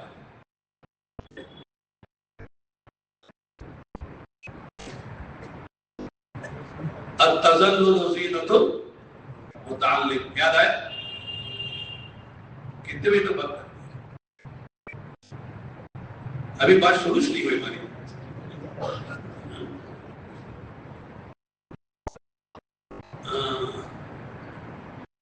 دوسری جو بات ہے بڑی اہم ہے، الحلم زینت العالم. کیا بولو؟ الحلم زینت العالم. عالم میں دائی بھی ہے. حلم جو ہے، حلم بردباری، برداشت، یہ عالم اور دائی کی زینت ہے. ہمارا علم متعدی ہوگا، ہماری دعوت متعدی ہوگی، ہماری دعوت مؤثر ہوگی جب دائی اور عالم علم ہوگا. برداشت بہت ضروری ہے. برداشت کے بغیر کام نہیں چلے گا. دعوت کا کام جو ہے وہ مشکل اس لیے ہے کہ اس میں برداشت بہت کرنی پڑتی ہے، جھیلنا بہت پڑتا ہے، پرایوں سے بھی اپنوں سے بھی. تو کہتا مطلب باہر والے تو ٹھیک ہے، اندر والے بھی بڑے پریشان کرتے ہیں. صحیح، اندر والوں کو بھی جھیلنا، باہر والوں کو بھی جھیلنا. باہر والوں کو جھیلنا آسان ہے، اندر والوں کو جھیلنا مشکل ہے. کوئی لڑکا گالی دے دے برداشت کر لیں گے، بیٹا گالی دے، بیٹا ہم دکھائے تو کیا جی بیٹا ہو کے ہم دکھا رہا ہے. اپنے کی جو تکلیف ہے وہ زیادہ ہوگی. اللہ کے نبی علیہ السلام، لمبا قصہ ہے، حدیبیہ کے موقع پر مال غنیمہ خوب آیا. آپ نے مکے والوں کو جو نئے نئے مسلمان ہوئے تھے آپ نے ان میں تقسیم کر دیا، اور انصار مدینہ کو نہیں دیا یا کم دیا. تو چند نوجوانوں کی زبان سے نکل گیا کہ صاحب لڑائی میں تو ہم آگے ہوتے ہیں، ہم کو بلایا جاتا ہے، جب مال غنیمت کا نمبر آتا ہے تو اپنے کو یاد کر لیا جاتا ہے، ہم کو چھوڑ دیا جاتا ہے. اللہ کے نبی کو بات پہنچ گئی. آپ نے سب کو جمع کے لمبی تقریر کی. اس وقت آپ نے فرمایا تھا کہ اللہ حضرت موسیٰ پر رحم کرے. حضرت موسیٰ کو اس سے زیادہ ستایا گیا. دو باتیں ہیں. ایک حدیث میں ہے جتنا مجھے ڈرایا گیا، جتنا مجھے ستایا گیا، کسی نبی کو اتنا ستایا ڈرایا نہیں گیا. یہاں فرما رہے حضرت موسیٰ پر اللہ رحم فرمائے، حضرت موسیٰ کو اس سے زیادہ ستایا گیا. ہمارے یہاں کہتے ہیں دو حدیثوں میں تعارض ہو رہا ہے. حضور کی دو باتوں میں تعارض ٹکراؤ ہے. تطبیق کی کیا شکل ہے؟ یہ بھی صحیح وہ بھی صحیح ہو جائے. کہتے ہیں پہلی بات بھی صحیح، یہ بات بھی صحیح ہے. پہلی بات صحیح ہونے کے معنی کیا؟ عام طور سے دشمنان اسلام کی طرف سے جتنا ہمارے نبی کو ستایا گیا ہے اور جتنا ہمارے نبی کو ڈرایا گیا ہے، کسی نبی کو اتنا ستایا ڈرایا نہیں گیا. اس بات کی جگہ ہے. اور موسیٰ علیہ السلام کس سے یہ ستایا گیا؟ اللہ پہ رحم فرمائے. اس کا مطلب یہ ہے کہ موسیٰ علیہ السلام کو ستانے والے اپنے تھے، بنی اسرائیل تھے.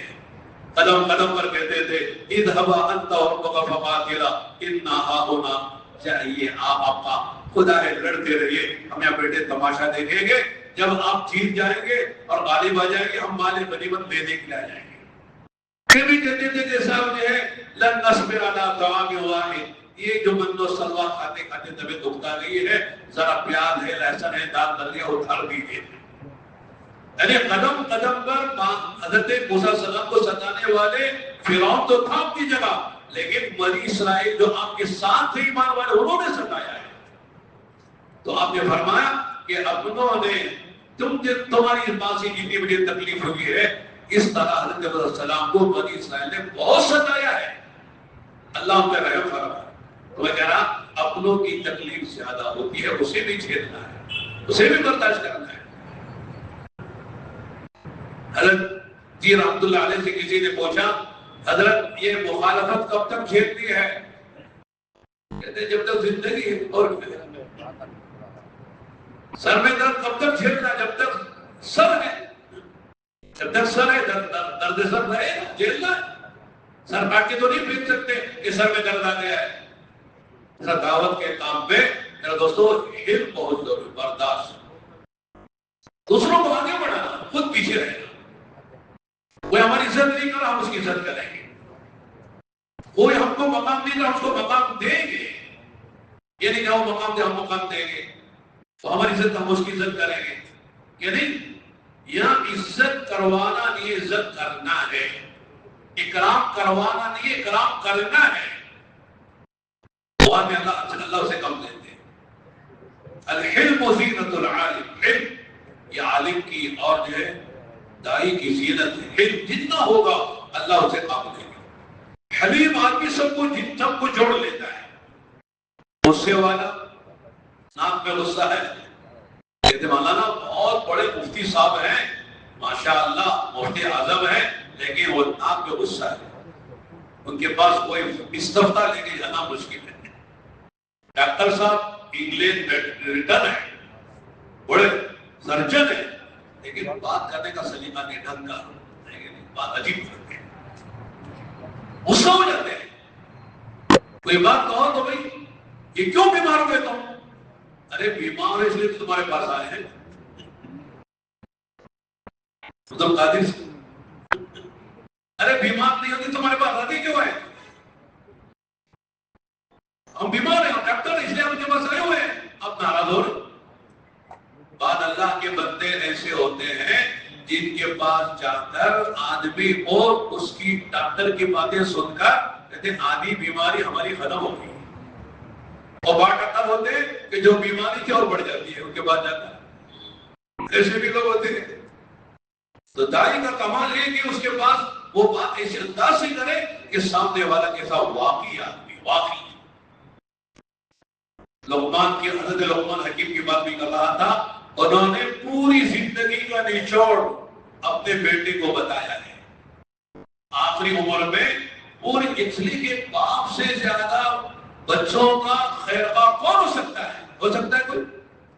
یہ الگ بات ہے کہ بچے سمجھے نہ سمجھے، بچے نہیں سمجھتے. ابا کو کہتے ہیں دقیانوسی ابا ہے ہمارے، پرانے خیال کے آدمی ان کو سمجھ نہیں ہے.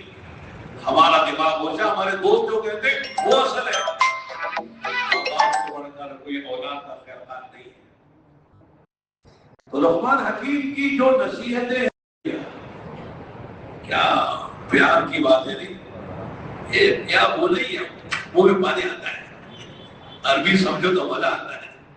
یہ پیارے بیٹے ہیں، سختی نہیں، نت کلامی نہیں. وہ میرے پیارے بیٹے ہیں، میرے دور نظر نقد جگر. خیر خواہی کے بعد باپ بیٹے سے کہہ رہا ہے کیا کہہ؟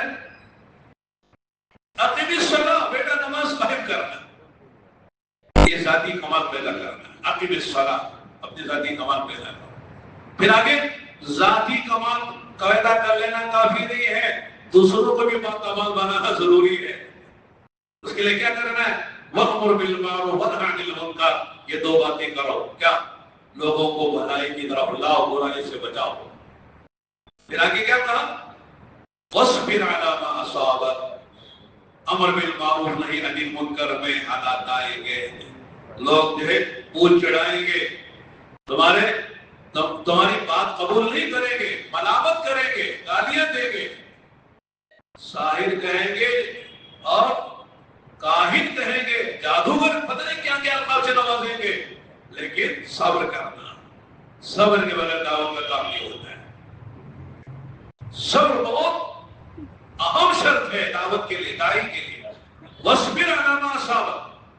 دعوت کے راستے میں جو حالات پیش آئے اس کو صبر سے جھیل کر آگے بڑھتے رہنا. بے صبری کا مظاہرہ نہیں کرنا، انتقام نہیں لینا، بدلہ نہیں لینا، کسی کو اپنا دشمن نہیں بنانا.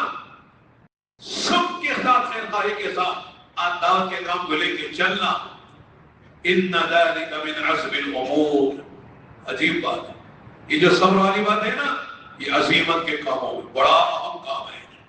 إِنَّ ذَلِكَ مِنْ عَزْمِ الْأُمُورِ. اس صبر سے کیا ہوگا؟ تمہارا دشمن بھی دوست بنے گا. کیا بنے گا؟ جانی دشمن جگری دوست بنے گا. جانی دشمن کو جگری دوست بنانے کا فارمولہ ہے کیا؟ صبر سے کام کرو، برائی سے اور بھلائی سے دور رس ہے. وَلَا تُصَاعِرْ خَدَّكَ لِلنَّاسِ. بیٹا لوگوں سے ترسروئی سے پیش نہ آنا. لوگ بات کرتے ہیں میں کہتا ہوں تو سے میں رفیق بن سے سلام کر رہا ہوں، ادھر دیکھ رہا ہوں، مسافہ ان سے سلام ان سے دیکھ ادھر آؤ اور مسکرا ادھر آؤ، کیا فائدہ ایسے سلام سے مسافت؟ بھائی جس سے مسافہ کر رہے ہو، جس سے بات کر رہے ہو، اس کے چہرے کو دیکھو، اسے مسکراؤ نا، جب جا کر آپ کا مسافہ کا سلام ٹھیک ہے۔ دیکھ کہیں رہے مسافہ نہیں کر رہے ہیں، سلام کسی کر رہے ہیں، کسی کو دیکھ رہے ہیں۔ ادخال السرور فی قلب اخی کا صدقہ، فرمایا اپنے بھائی کے دل میں خوشی داخل کرنا صدقہ ہے۔ مسکرا کے ملو، مسکرانے میں بڑی تاثیر۔ ابو سنقب طلیرانی، ابو سنقب جانتے ہیں، منہ بنے ہوئے ہیں، غصہ ہے، جلدی ہے، دائی مسکراتا ہے۔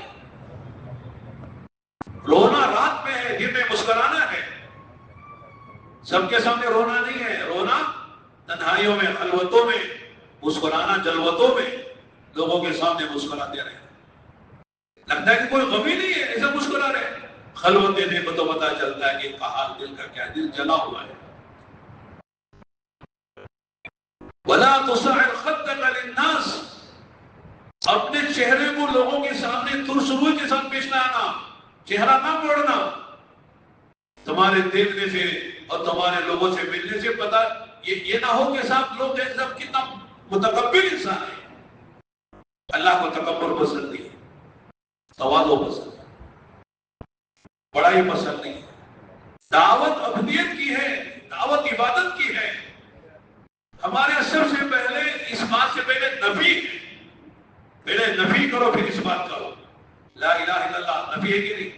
لا الہ الا اللہ، لا الہ نفی ہے، الا اللہ اس بات ہے۔ سب کی نفی، اپنی نفی، کسی سے کچھ نہیں، میں بھی کچھ نہیں، میری قربانی کچھ نہیں، میں کچھ نہیں، سب کچھ اللہ ہے۔ علماء نے لکھا ہے کفر اور شرک اور نفاق یہ وہ گناہ جو ناقابل معافی ہے، اس کی معافی نہیں ہے۔ ان تین بڑے بڑے گناہوں کے بعد جو ناقابل معافی جرم ہے، سب سے بڑا گناہ تکبر ہے، بڑائی بندے کو زیب نہیں دیتی، بندہ بندہ ہے۔ ہم کسی کے غلام ہیں، ہم بڑے بن سکتے ہیں؟ غلام ہو کے کوئی بڑا بن سکتا ہے؟ ہم بندے ہیں، بندگی کی دعوت ہے۔ اس لیے میرے دوستو، جتنا آدمی میں تواضع ہوگی، عبودیت ہوگی، اللہ کا بھی محبوب بنے گا، اللہ کے بندوں کا بھی محبوب بنے گا، خلق کا بھی محبوب ہے اور خالق کا بھی محبوب ہے، مخلوق کا بھی خالق کا بھی محبوب بنے گا۔ اللہ تعالیٰ اس کی محبت لوگوں کے دلوں میں ڈالیں گے۔ وَلَا تُصَعِرْ خَدَّكَ لِلنَّاسِ وَلَا تَمْشِ فِي الْأَرْضِ مَرَحًا، چال بھی تمہاری صحیح ہو، رفتار بھی تمہاری صحیح ہو، گفتار بھی تمہاری صحیح ہو۔ کیا کیا باتیں بتائیے قرآن نہیں، اکڑ کے نہ چلنا۔ آدمی جب متکبر ہوتا ہے نا، چال میں بھی اکڑ آتی ہے، چال چلتا ہے تو پتہ چلتا ہے کہ صاحب پتہ نہیں کوئی قارون ہے، فرعون ہے اور ابو لہب ابو جہل ہے، کون چل رہا ہے۔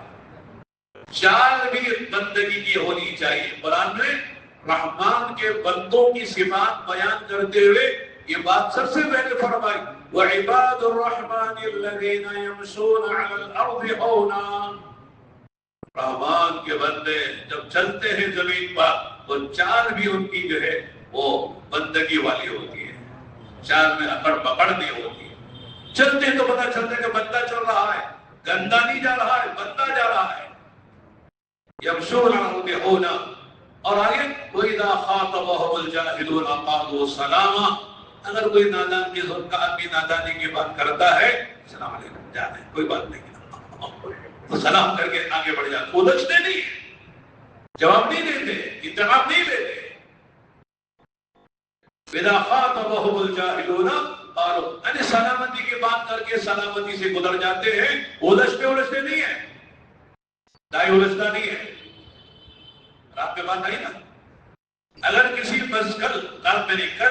مسجد میں ہمارے کام کی اجازت نہیں ہے، ہم مسجد والوں سے نہیں الجھیں گے، کمیٹی سے نہیں الجھیں گے، اپنا کام کریں گے جہاں کر سکتے ہیں، اپنا ٹھیا ہم خود بنا لیں گے، کسی سے الجھنا نہیں ہے، دعوت میں الجھنا نہیں ہے۔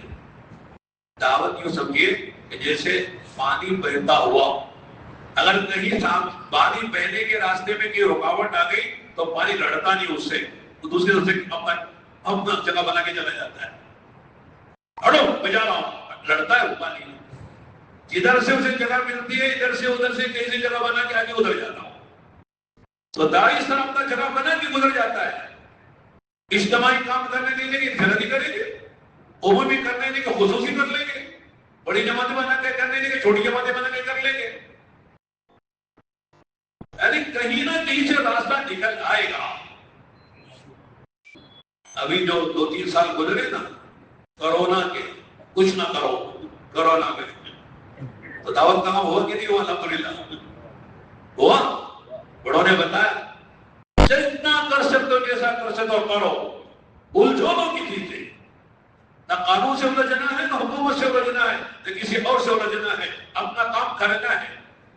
تو میرے دوستو کیا وَلَا تَمْشِ فِي الْأَرْضِ مَرَحًا، زمین پر اکڑ کے نہ چلو، اترا کے نہ چلو، تمہاری چال بھی ابدیت والی ہو، تمہارا اور بھی ابدیت والا ہو، تمہارا حال بھی ابدیت والا ہو، پتہ چلے کہ بندہ جا رہا ہے، بندہ ہے نا، بندگی۔ ان اللہ لا يحب كل مختال فخور، بتا دیا اللہ تعالیٰ ہر اس آدمی مجھے تکبر کرتا ہے، شیخی خور ہے۔ شیخی جانتے نا، میں نے یوں کیا، میں یوں ہوں، ایوں ہوں، فلاں ہوں، فلاں ہوں، اللہ پسند نہیں کرتا۔ سب کرو نفی کرو، سب کرو نفی کرو، یہ نہیں کرو ہم نے اتنی جماعتیں نکالی، ہم اتنے ملکوں کا اپنے سفر کیا، ہمارے سے فلاں ہوا فلاں ہوا، کچھ نہیں ہوا، کس سے ہوا ہے؟ اللہ کے کرنے سے۔ ہم کیا ہیں؟ ہمارا دل ہمارے ہاتھ میں ہے؟ میرا دل میرے ہاتھ میں نہیں ہے، کسی کا دل اپنے ہاتھ میں نہیں ہے، اللہ ہی کے ہاتھ میں ہے۔ اس لیے کہتے ہیں اگر کوئی اچھا کام ہو، بھلائی کا، خیر کا، کیا کرنا چاہیے؟ 3 کام کرنا۔ کتنے کام کرنا؟ 3 کام۔ پہلی بات یہ کہ اے اللہ تیری توفیق سے ہوا ہے، تیرا شکر ہے۔ کیا کرنا بولو؟ تیری توفیق سے ہوا، تیرا شکر ہے، میرے سے نہیں ہوا ہے۔ اللہ کے رسول مکہ مکرمہ آ رہے ہیں، پورے 13 اور 8 سال، 21 سال کی محنت، مجاہدے اور قربانی، 21 سال میں جو کچھ پیش آیا سب وہی پہ لائیے، سب تصور کیجیے۔ احد میں کیا ہوا، بدر میں کیا ہوا، خندق میں کیا ہوا، تبوک میں کیا ہوا، حدیبیہ میں کیا ہوا، اور شامی میں طلب میں کیا ہوا، طائف میں کیا ہوا، مکے میں کیا ہوا، گھر میں کیا ہوا، ساری چیزوں کو ذہن میں لائیے۔ اور مکہ مکرمہ داخل ہو رہے تو آپ کی زبان مبارک پر یہ جملہ نہیں ہے کہ ہم نے یہ کیا یہ کیا، اس لیے مکہ فتح ہو رہا ہے، بلکہ آپ نے کیا فرمایا؟ لا الہ الا اللہ وحدہ نصر عبدہ انجد وحدہ وحزم الاحزاب وحدہ۔ ایک اکیلے اللہ نے کیا ہے، اس نے وعدہ کیا تھا اپنے بندے کے ساتھ، وہ وعدہ اللہ نے پورا کیا ہے، اسی نے ساری فوجوں کو، لشکروں کو شکست کیا ہے، اللہ نے اپنے بندے کی مدد کی ہے۔ سارا اقرار وہ اللہ کے لیے ہے، ہم نے کچھ نہیں کیا، اللہ جو کچھ ہوا تیرے سے ہوا ہے۔ جتنا بھی آدمی کرے کہ اللہ تیرے سے ہوا ہے، تو نے کرنے، کبھی آنا والی بات نہ ہے۔ میں جہاں میں آیا، ہمارے مولانا صاحب فرماتے تھے بکری کہتے میں تو ذبح ہو جاتی ہے، بکری میں کر دیے نا تو ذبح ہو جاتی ہے، میں نہیں، میں نے تو ضلع کا کام کیسا، میں نے تو حلقے کا کام کیسا، میں نے تو مشورہ کیسا، میں نے تو بیان کیسا، میں نے تو جب فلاں کیا۔ فرماتے یہ چیز آدمی کے لیے بڑی خطرناک ہے۔ ارے اللہ کا کام، اللہ جسے چاہتا لے لے، اللہ کا کام ہے کہ ہمارا کام ہے، اللہ ہمارے محتاج ہے، اللہ کا دین ہمارا محتاج ہے، اللہ جس سے چاہے کام اللہ ہم سے لے رہے تو اللہ کا احسان ہو گیا ہم پر، اللہ ہم سے کام لے رہے۔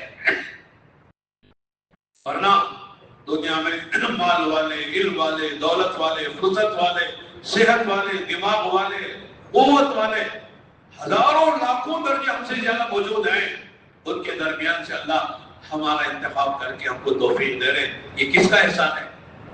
اللہ کا احسان۔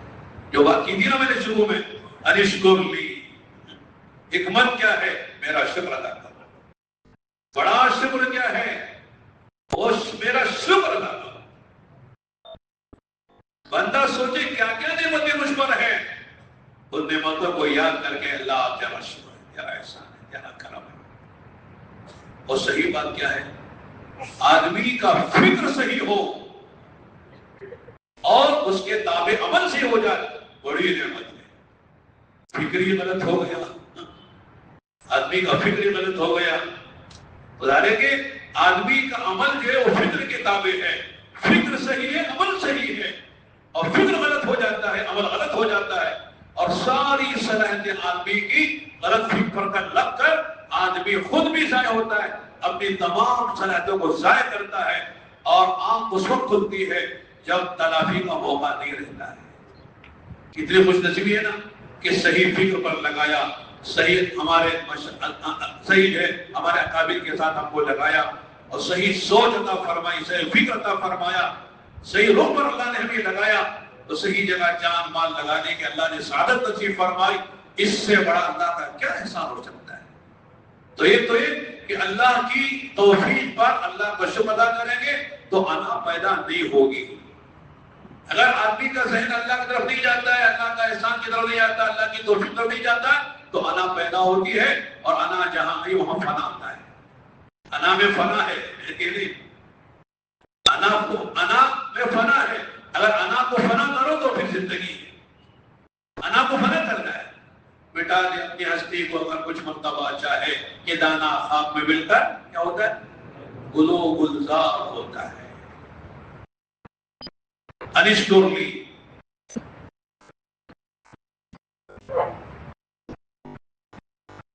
انشکر للہ، آگے کیا فرمائے؟ شکر کرو گے تو فائدہ کس کا ہے؟ کس کا ہے؟ اللہ کا، دین کا۔ وَمَن يَشْكُرْ فَإِنَّمَا يَشْكُرُ لِنَفْسِهِ، کیا ضابطہ بیان کیا ہے؟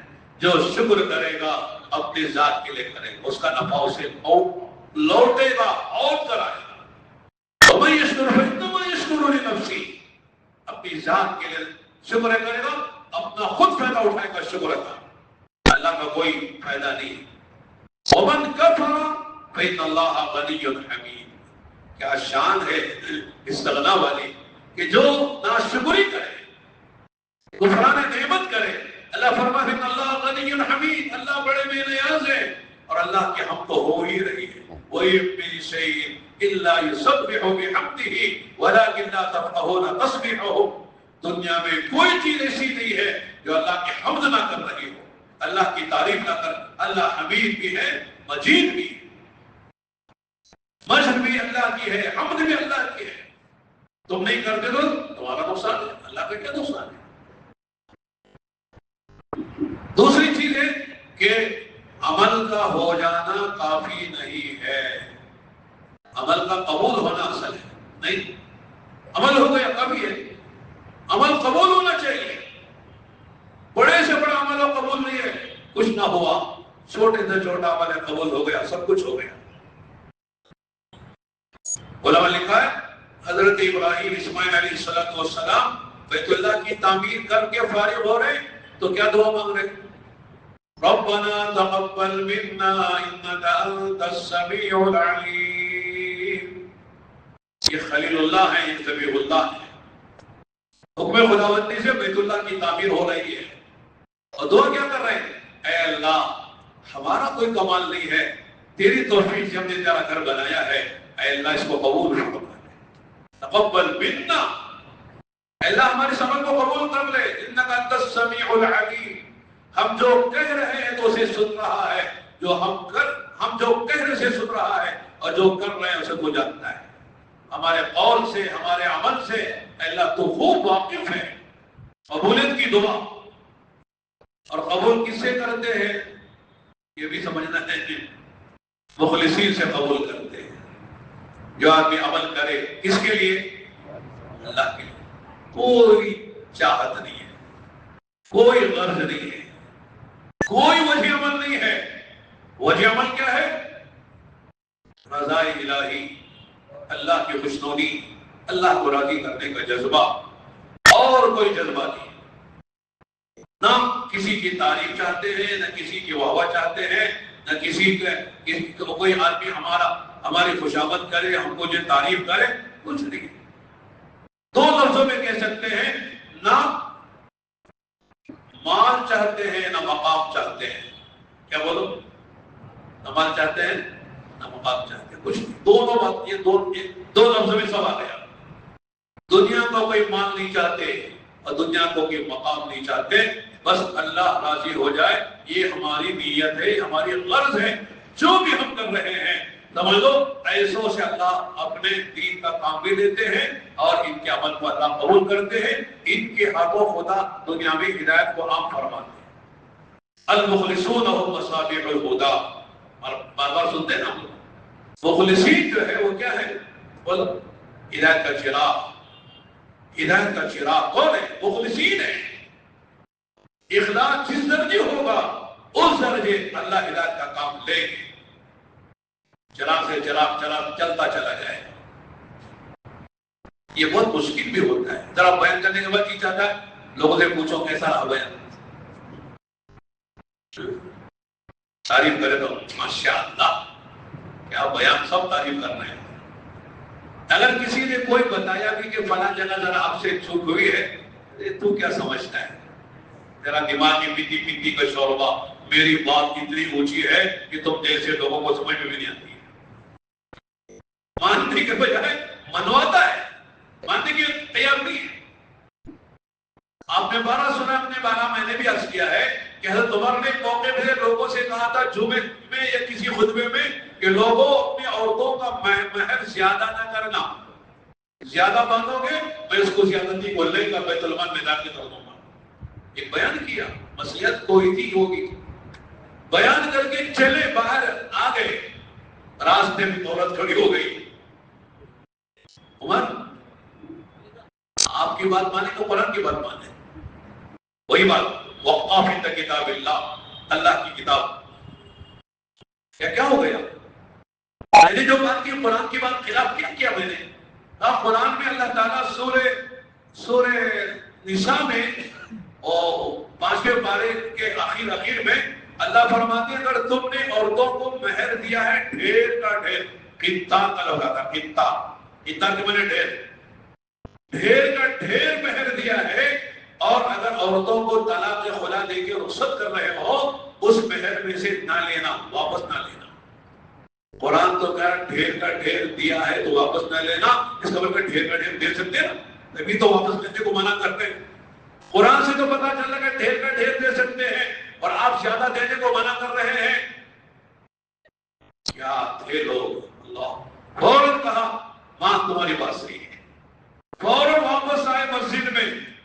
لوگوں ٹھہر جاؤ، میں نے ابھی تھوڑی دیر ایک بات پہلے بات کہی تھی، اس اللہ کی بندی نے مجھے توجہ دلائی، میری بات قرآن کے خلاف ہو گئی ہے، لہذا میں یہ بات واپس لیتا ہوں، اس اللہ کی بندی کی بات صحیح ہے. اس کو کہتے ہیں رجوع کرنا. اپنی بات اگر کوئی عورت بھی بتاتی ہے، بچہ بھی بتاتا ہے، آپ کی بات میں فلاں جگہ چوک ہوئی ہے، آدمی کو قبول کرنا چاہیے. یہ نہیں کہ ڈر بھی کرے، تعویلیں کریں، مانو بات. اس لیے کہ کوئی ہر آدمی جو ہے وہ تمام علوم کا جامع نہیں ہوتا ہے. سارے علم اس کے پاس آ جائے اور ساری معلومات ہو جائے اور کوئی سے غلطی نہ ہو، وہ تو اللہ اس کے رسول ہے جسے غلطی نہیں ہوتی ہے، معصوم ہے. باقی ہر آدمی سے کچھ نہ کچھ پوچھ نیچھ ہوتی رہتی ہے. اگر میرے دوست اور بھائیوں، اخلاص یہ ہماری کام کی جان اور اساس ہے، بنیاد ہے. مخلصی سے اللہ کام لیتے ہیں. کوئی تعریف کرنا ہے تو آدمی کو ڈرنا چاہیے. ایک عورت آئی تھی عراق سے عمر بن عبدالعزیز رحمۃ اللہ علیہ کے پاس. پوچھا کہ عمر بن عبدالعزیز کا گھر کہاں ہے؟ بتایا کہ یہ جو ٹاٹ کا پردہ پڑا ہوا نا یہ عمر بن عبدالعزیز کا گھر ہے. آیات کے اندر گئی. ایک عورت تھی جو برتن دھو رہی تھی، اسے پوچھا عمر بن عبدالعزیز کہاں ہے؟ کہاں ابھی گئے ہیں اس درخت کے سائے میں بیٹھ جاؤ. سائے میں درخت کوئی تھا تو بٹھا دیا. اتنے میں وہ پانی لے کر آئے اور جب وہ صحن میں پانی چھڑک رہے تھے تو اس اللہ کی بندی نے کہا، چنانچہ وہ آنے والے اس عورت سے بات کر رہے تھے تو جو عورت گئی تھی اس نے کہا بھئی وہ تو نوکر آدمی ہے، تم سے بات کر پردہ ہے تمہارا، اس سے بات کرنے میں پردہ ہو گیا. کہنے لگے یہی عمر بن عبدالعزیز رحمۃ اللہ علیہ، جن کو تم کہہ رہی ہو کہ صاحب یہ غلام ہے، نوکر ہے، ویسے بات کر رہے بے پردہ، یہی عمر بن عبدالعزیز ہے۔ اس کی چیخیں نکل گئی، بیوی ایسی ہے اور شوہر ایسا۔ عمر بن عبدالعزیز رحمۃ اللہ علیہ کی جو بیوی فاطمہ تھی نا، ایسی عورت سیاسی اعتبار سے کہتے پوری دنیا میں آج تک پیدا نہیں ہوئی۔ کیا مقام تھا، دادا بھی بادشاہ، والد بھی بادشاہ، 4 بھائی بادشاہ، شوہر بھی بادشاہ، گویا کہ 7 بادشاہوں کی نسبت سے یہ شہزادی ہے۔ گھر کا حال کیا ہے؟ میں کہہ رہا تھا کہ صاحب کہ اپنی ذاتی قربانی دے کے تو کام بنے گا۔ خود بھی موز میں رہیں، مرسیڈیز کار میں گھومیں، بنگلوں میں رہیں، 2-2 لاکھ 5-5 لاکھ کی گھڑی پہنے، 2-2 5-5 لاکھ کا موبائل ہاتھ میں ہو، شاندار 2-2 لاکھ کا چشمہ ہو، 2-2 لاکھ کے جوتے ہو، ایسوں سے دین تھوڑی پہنتا ہے۔ قربانی دو، اللہ کام لیں گے۔ اور بھی موج مزے میں رہنا، دنیا والوں کے لیے نمونہ نہیں ہے، دنیا والوں کے لیے نمونہ صحابہ کا، حضور کا اور خلفائے راشدین کا نمونہ ہے۔ وہ عورت آئی، وہ دیکھا میری 5 لڑکیاں ہیں، اب ان کے لیے وظیفہ طے کر دے، اس لیے آئی ہو۔ تو حضرت نے قلم لیا، پوچھا کیا نام ہے، وصیت کیا ہے، وظیفہ لکھا۔ اللہ تیرا شکر ہے، اللہ تیری حمد ہے کہ ایک بچی کا وظیفہ ہو گیا، دوسری کا وظیفہ، اس پر بھی تعریف اللہ کی گئی، تیسرا، چوتھا، 5ویں کا جب نمبر آیا تو کہنے لگی آپ جیسا بادشاہ میں نے زندگی میں نہیں دیکھا، آپ جیسا عادل، آپ جیسا منصف، آپ جیسا رحیم غریب میں نے زندگی میں نہیں دیکھا۔ اس کی زبان سے الفاظ نکلے، حضرت کا قلم رک گیا اور کہا 5ویں کا نہیں لکھوں گا۔ کیا ہو گیا؟ 4 تک تو اللہ کی تعریف کر رہی تھی، اب 5ویں میں میری تعریف کرنے لگ گئی۔ اب میں لکھوں گا تو میری تعریف پر لکھوں گا، یہ تم میری تعریف کر رہی ہو، لہذا تمہارے 5ویں کا وظیفہ نہیں لکھوں گا۔ جاؤ جا کر جو ہے جو عراق کے گورنر ہیں ان کے پاس کہہ دینا یہ 4 کا وظیفہ میں نے جاری کیا ہے، اسی میں سے کچھ جو ہے وہ 5ویں کا بھی کر دیں گے، ان سے کرا گیا، میں نہیں لکھوں گا۔ وہ گئی 1 مہینے جتنا بھی مسافت طے کر کے مدینے سے، کہتے وہ جب گئے تو اس کے ہاتھ میں خط دیا تو وہ جو وہاں کے جو گورنر تھے انہیں خط لیتے ہی ان کی چیخیں نکل گئی، رونے لگے۔ کیا ہوا؟ جس کا خط لے کر تم آئی ہو ابھی چند دن پہلے ان کا انتقال ہو گیا، اس لیے لمبا سفر کر کے گئی تھی۔ پھر اس نے کہا اب میرے وظیفے کا کیا ہوگا، میرے وظیفے کا کیا ہوگا؟ لیکن گھبراؤ نہیں، جب ہمارا خلیفہ ایسا ہے اس کی عورتوں میں بھی کچھ تقویٰ طہارت ہوگی، ہم تمہارا وظیفہ جاری کریں گے۔ میں اس لیے سنا رہا ہوں کہ آدمی جو عمل کرے وہاں اپنی تعریف سننا اسے گوارا نہ ہو۔ لوگ تعریف بھی کریں، بھئی ہماری تعریف کیا کر رہے ہو، ہماری حیثیت کیا ہے؟ عمر بن عبدالعزیز اتنے بڑے آدمی ہیں، جب اپنی تعریف ان کی گئی اور انہوں نے کہا اب تمہارا وظیفہ نہیں لگے، تمہاری تعریف، اللہ کی تعریف کرو۔ اور میرے دوستو، تبلیغ و دعوت کے کام میں صرف اللہ اس کا رسول اور آخرت ہے اور کچھ نہیں ہے۔ ہم سب اللہ کی دعوت دیتے ہیں، اللہ کے رسول کی دعوت، آخرت کو سمجھاتے ہیں، اور کوئی ہمارا مسئلہ نہیں ہے۔ اللہ تعالیٰ اس سے کام لیتے ہیں اخلاص سے۔ المخلصون مصابیح الہدی، مخلصین سے اللہ تعالیٰ کام لیتے ہیں۔ اور مخلص وہ ہوتا ہے جو کام کرتا ہے لیکن اس کام کو تھوڑا سمجھتا ہے۔ اللہ کا دین ہے، اللہ کا کام ہے، جتنا بھی کرو وہ حق ادا نہیں ہوگا اس کا۔ اللہ کے نے فرمایا ما عرفناک حق معرفتی وما عبدناک حق عبادتی، اے اللہ جس طرح تجھے پہچاننا تھا پہچان نہیں سکے، جس طرح تیری عبادت کرنے کی کر نہیں سکے، جب نبی نہیں کر سکے، نبی یہ طلب کر رہے کہ اللہ تیرا تعارف اور تیری معرفت اور تیری عبادت جیسے ہونی ویسے نہیں کر سکے، ہم کہاں کہہ سکتے ہیں کہ ہم نے کر لیا؟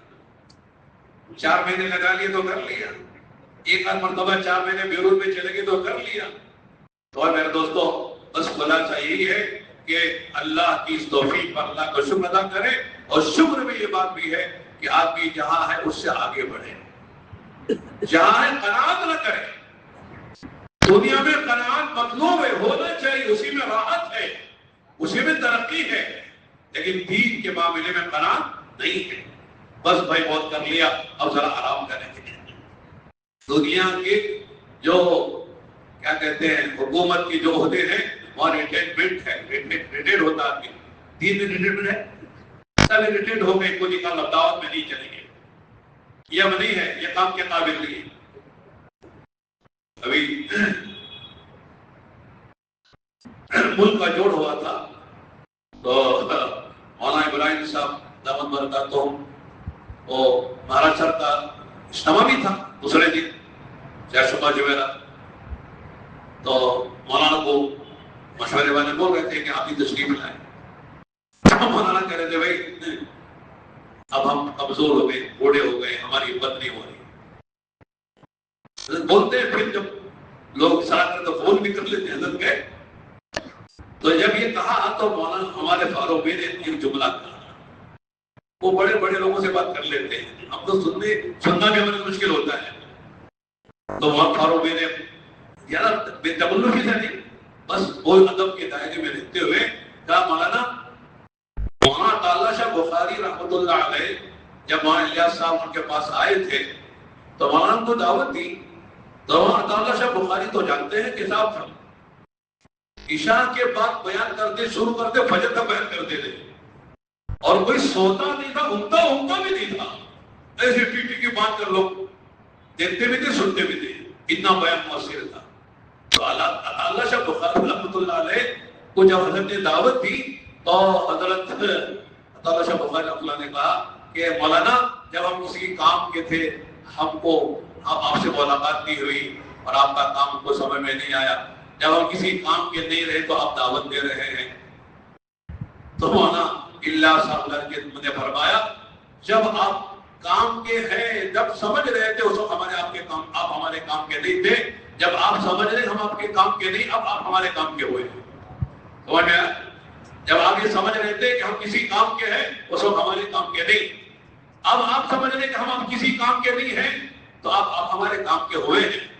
تو فاروق نے مولانا سے کہا مولانا آپ جو کہہ رہے ہیں نا ہم کسی کام کے نہیں کمزور ہو گئے، اب تو اور زیادہ کام کیا آپ نے، آپ کو چلنا ہی چلنا ہے. تو کہنا کیا ہے، آدمی یوں ہے جیسا ہم کسی کام کے نہیں ہیں، تب اللہ کام لیتے ہیں. میں کسی کام کو ہوں کر سکتا ہوں، میری صلاحیت ہے، سمجھو کہ سب وہ کام کا نہیں ہے اپنے نبی کا. اور اس وقت جو ہے یعنی مشورہ یہ ہوا ہے کہ جو ہمارا پرانا مجمع پورے صوبے سے آیا ہوا ہے ماشاءاللہ صف اول کے لوگ ہیں، اپنے اپنے اضلاع میں، تعلقوں میں، زونوں میں، بستیوں میں، محلوں میں، حلقوں میں ماشاءاللہ کام کو لے کے چلنے والا طبقہ، چلنے والے ساتھی ہمارے ہیں. لہذا ان ساتھیوں کو جتنے آگے بڑھیں گے پیچھے آنے والے ان کے پیچھے چلیں گے. اگلی سب ہوگی تو پچھلی سب آگے بڑھے گی. لہذا اگلی سیڑھی پر چڑھیں گے، پیچھے والے ہم سے پیچھے آئیں گے. اس لیے اس وقت درخواست 5 باتوں کی ہے. کتنے باتوں کی؟ 5 باتوں. ہر ساتھی جن کے 4 مہینے لگ چکے ماشاءاللہ، ابھی جو 6 مہینے سے ہماری بہت ساری جماعتیں مردوں کی بھی مستورات کی بھی 4 مہینے 2 مہینے مستورات کی ملکوں میں گئی ہے. ابھی ماشاءاللہ بمبئی میں کارگزاری آئی تو ماشاءاللہ ہمارا صوبہ سب سے آگے ہے. بیروت جماعتوں کو بھیجنے کے اعتبار سے گجرات سے بھی آگے ہے. اور وہی کہہ رہے تھے دعا کرو نظر نہ لگ جائے.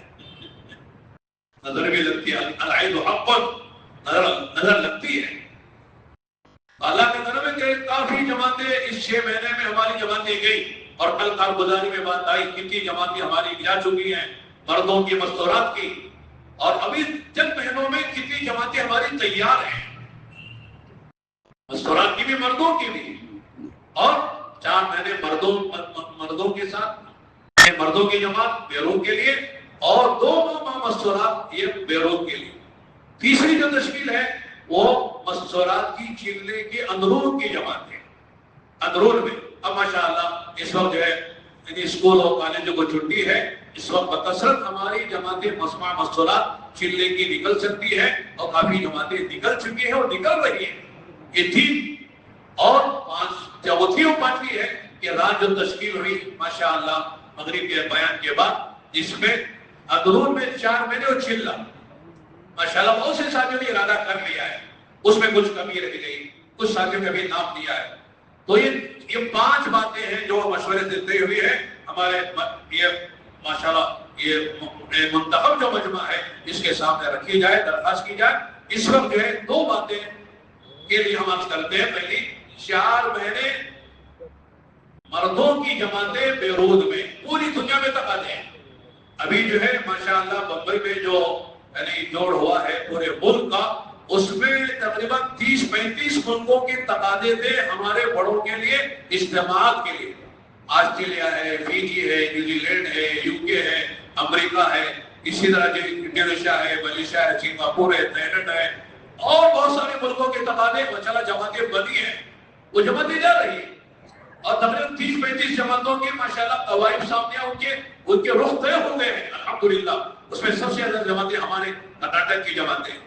تو اس وقت یہ بات مشورے میں آئی ہے کہ اب سے لے کر 6 مہینے تک، اب سے لے کر 6 مہینے تک 2 مہینے میں 3 مہینے میں جماعتیں طے ہوگی اور 6 مہینے تک جو ساتھی ماشاءاللہ بیروت 4 مہینے جا سکتے ہیں، جانے کا ارادہ ہے، اور یا 2 ماہ مستورات میں جا سکتے ہیں، ایسے ساتھی ذرا کھڑے ہو کر نیت کر کے بتائیں انشاءاللہ 6 مہینے کے اندر ہم 4 مہینے مردوں کی جماعتوں میں یا 2 مہینے مستورات کی جماعتوں میں جائیں گے۔ نام نہیں لکھ رہے، بس آپ کے عزائم ارادے یہ ہمارے بڑے دیکھنا چاہتے ہیں، ذرا کھڑے ہو کر